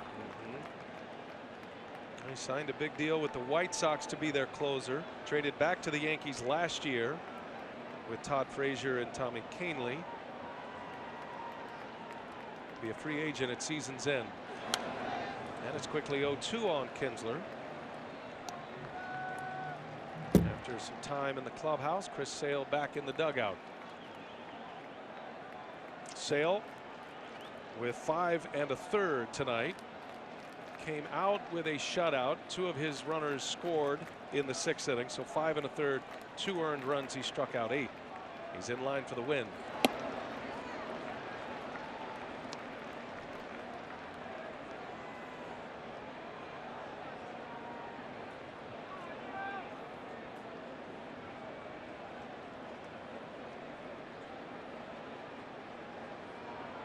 One and 2. Kinsler stays alive.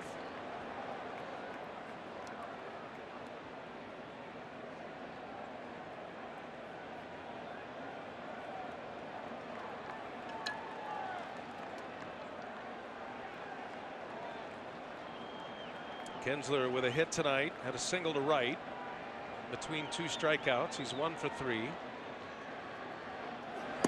Able to lay off.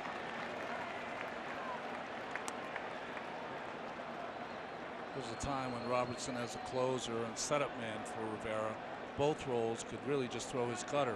It was that good, but he'll throw a cutter. He'll add a little to it to make a slider, and that good curveball.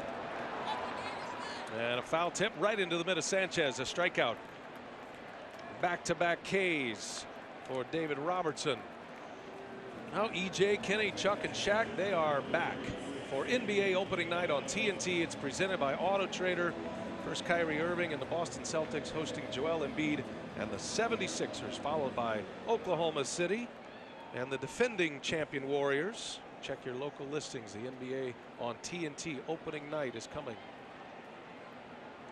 Sandy Leon at the plate. The switch hitter against Robertson takes a strike. One of the unsung heroes of this game today is Leon. And there'd be nothing in a box score that would lead you to believe that. But the blocked pitches in the dirt with traffic everywhere. Multiple occasions. Catchers tell you that's like, for them, like hitting a home run. That includes a stand-up block on a spike breaking ball with a runner at third. Not sure I've seen many of those. He made himself into a pylon. In the air, left field. McCutcheon's got a long way to go, and he's got it for the out. And that's a 1-2-3 inning for Robertson. Last call for the Yankees. Aaron Judge, Brett Gardner, Giancarlo Stanton coming up.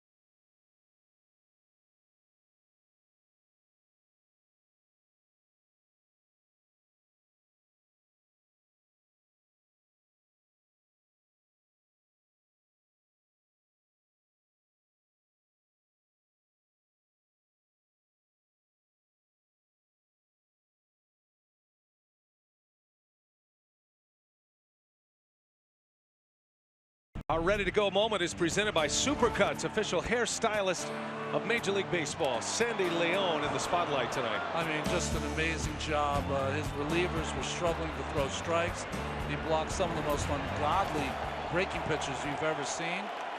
So Martinez, and maybe Sale if the Red Sox wouldn't get the highlights, but we saw some great defensive play by Leon. Craig Kimbrell back on the mound. He'll start the inning facing Aaron Judge, 2-run lead. And a first pitch strike. Judge with 2 hits in his last 2 at-bats, both singles to center field. The last one was on a 2-strike pitch. And that forced Alex Cora into the bullpen. Yankees managed 1 in that inning after putting the first 2 on with nobody out.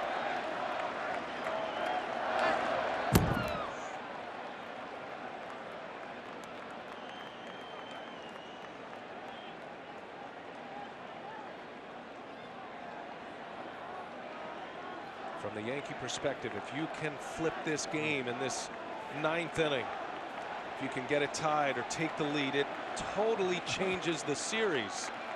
If you can do that here at Fenway Park, needing a base runner. And Judge rips one right field. Long way to go, Betts. He's at the wall, and she's gone. Aaron Judge with a solo home run.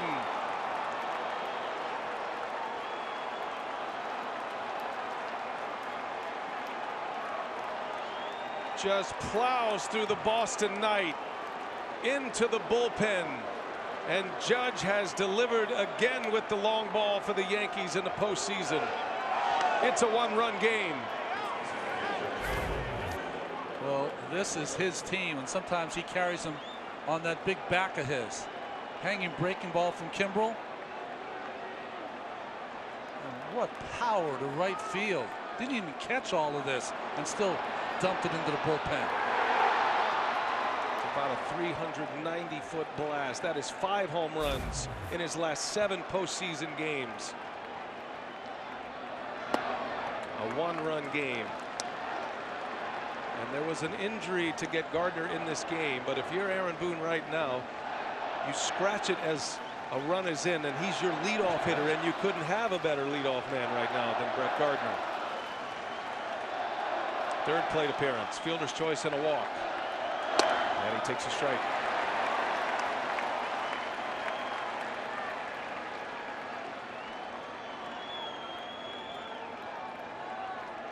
Nunez has got to play him in at third. Gardner, when he's at his best, is able to slap that ball that way. Struggle down the stretch for Gardner. Half swing goes through. It's a strike, and it's 1-2 on Gardner. Wanted to hold up, just couldn't on that ball out of the strike zone. Aaron Judge, 27 home run regular season. He's already hit 2 in the postseason. Yankees within a run. Kimbrel in a 1-2 count on Gardner, and a ball outside. 98 with the fastball misses. Gardner doesn't bite, and it's 2-2.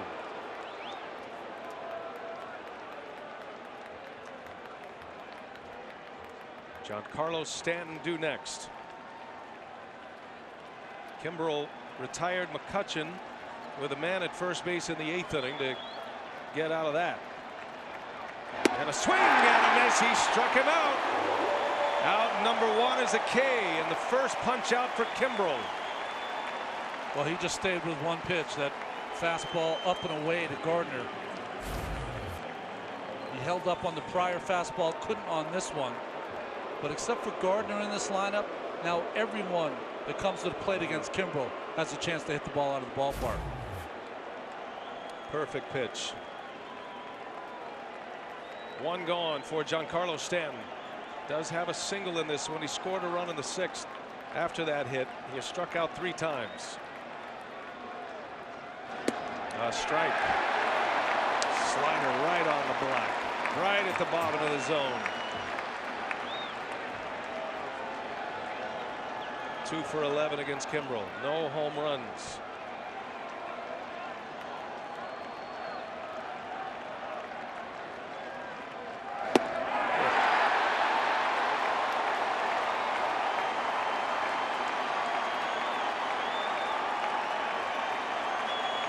Fooling around for Kimbrel. Right after Stanton. See what he has in mind. 0-2. He deals, and a strike called. Stanton is gone. Back-to-back Ks for Craig Kimbrel, and the Red Sox are an out away from a win in Game 1. Well, he started off with a perfect breaking ball on the outside part of the plate. Came back with 99 miles an hour, and then buckled Stanton on that breaking ball to start right at him. Devastating. Yankees are down to their last out.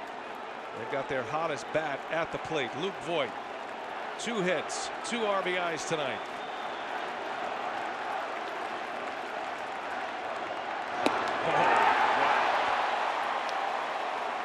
Big power fastball, big power swing. And Voit comes up empty. He's got as much power to the opposite field as anyone. They play him deep, very deep in the outfield. Kimbrel deals, misses.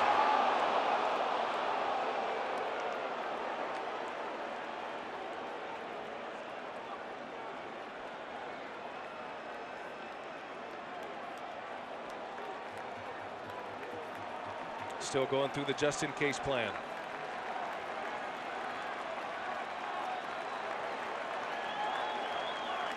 It's a 1-1 to the screen. 2 balls and a strike. Craig Kimbrel in the regular season allowed 7 home runs, the most he's allowed in a single season of his career. One of the premium closers for a long time now, starting with the Braves. San Diego to Boston. Wonder if you'll see a breaking ball here. 2-1 to Voit. First time since late July he has had an opportunity for a 4-out save. Stays with the fastball. 2-1, and Voit has it back. It was late, and it's 2-2.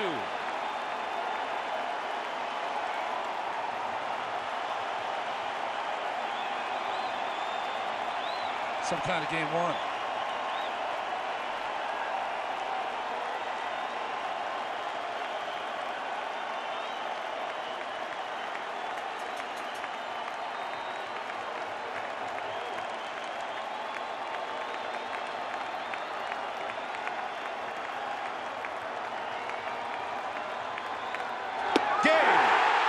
Red Sox win.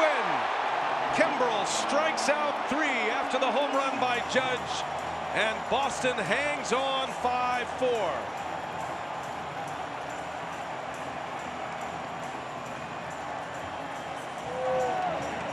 Well, the game couldn't start any better for the Boston Red Sox with a 3-run home run from J.D. Martinez. Chris Sale kind of beats the curse. Finally, Sale, Porcello, Price now have a win in the postseason. And Kimbrel closes it down.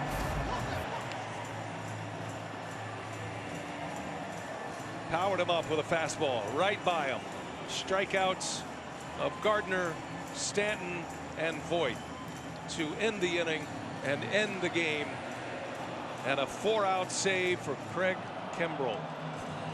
J.D. Martinez reacts in his first Red Sox postseason appearance. That 3-run home run was huge in the first inning, and then the 5 spot through the first 3 innings. 4 unanswered runs by the Yankees, but Boston hangs on to win game 1.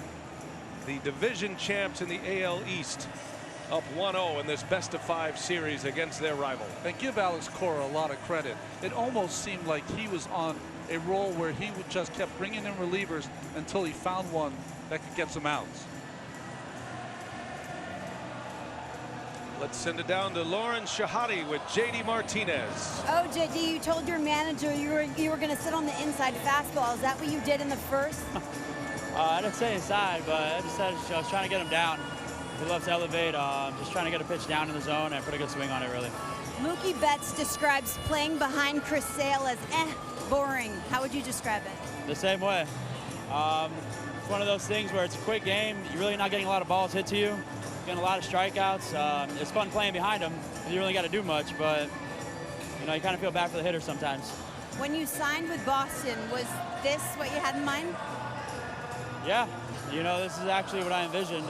You know, coming here, getting that rivalry with the Red Sox, Yankees, both great teams, over 100 wins, and you know, I think this is what an MLB and what baseball wanted to see, what baseball fans all over the world want to see. Enjoy it. Congratulations. Thanks, Lauren. Thank you. BA? Now the man who set a Red Sox record for home runs by a first-year player, J.D. Martinez, hit 43 this year, and his first as a Red Sox in the postseason was a big one. 3-run blast. Been a pleasure, Ron. We'll do it again tomorrow. Red Sox win at 5-4. They beat the Yanks. They take a 1-0 lead in this best-of-5 series. For Ron Darling and Lauren Shahadi and the rest of our terrific crew, led by Scott Cockrell in the truck, our producer, and Matt Lipp, our director. I'm Brian Anderson saying so long from Fenway Park. You've been watching the 2018 American League Division Series presented by T-Mobile on TBS, your exclusive home for the 2018 American League postseason.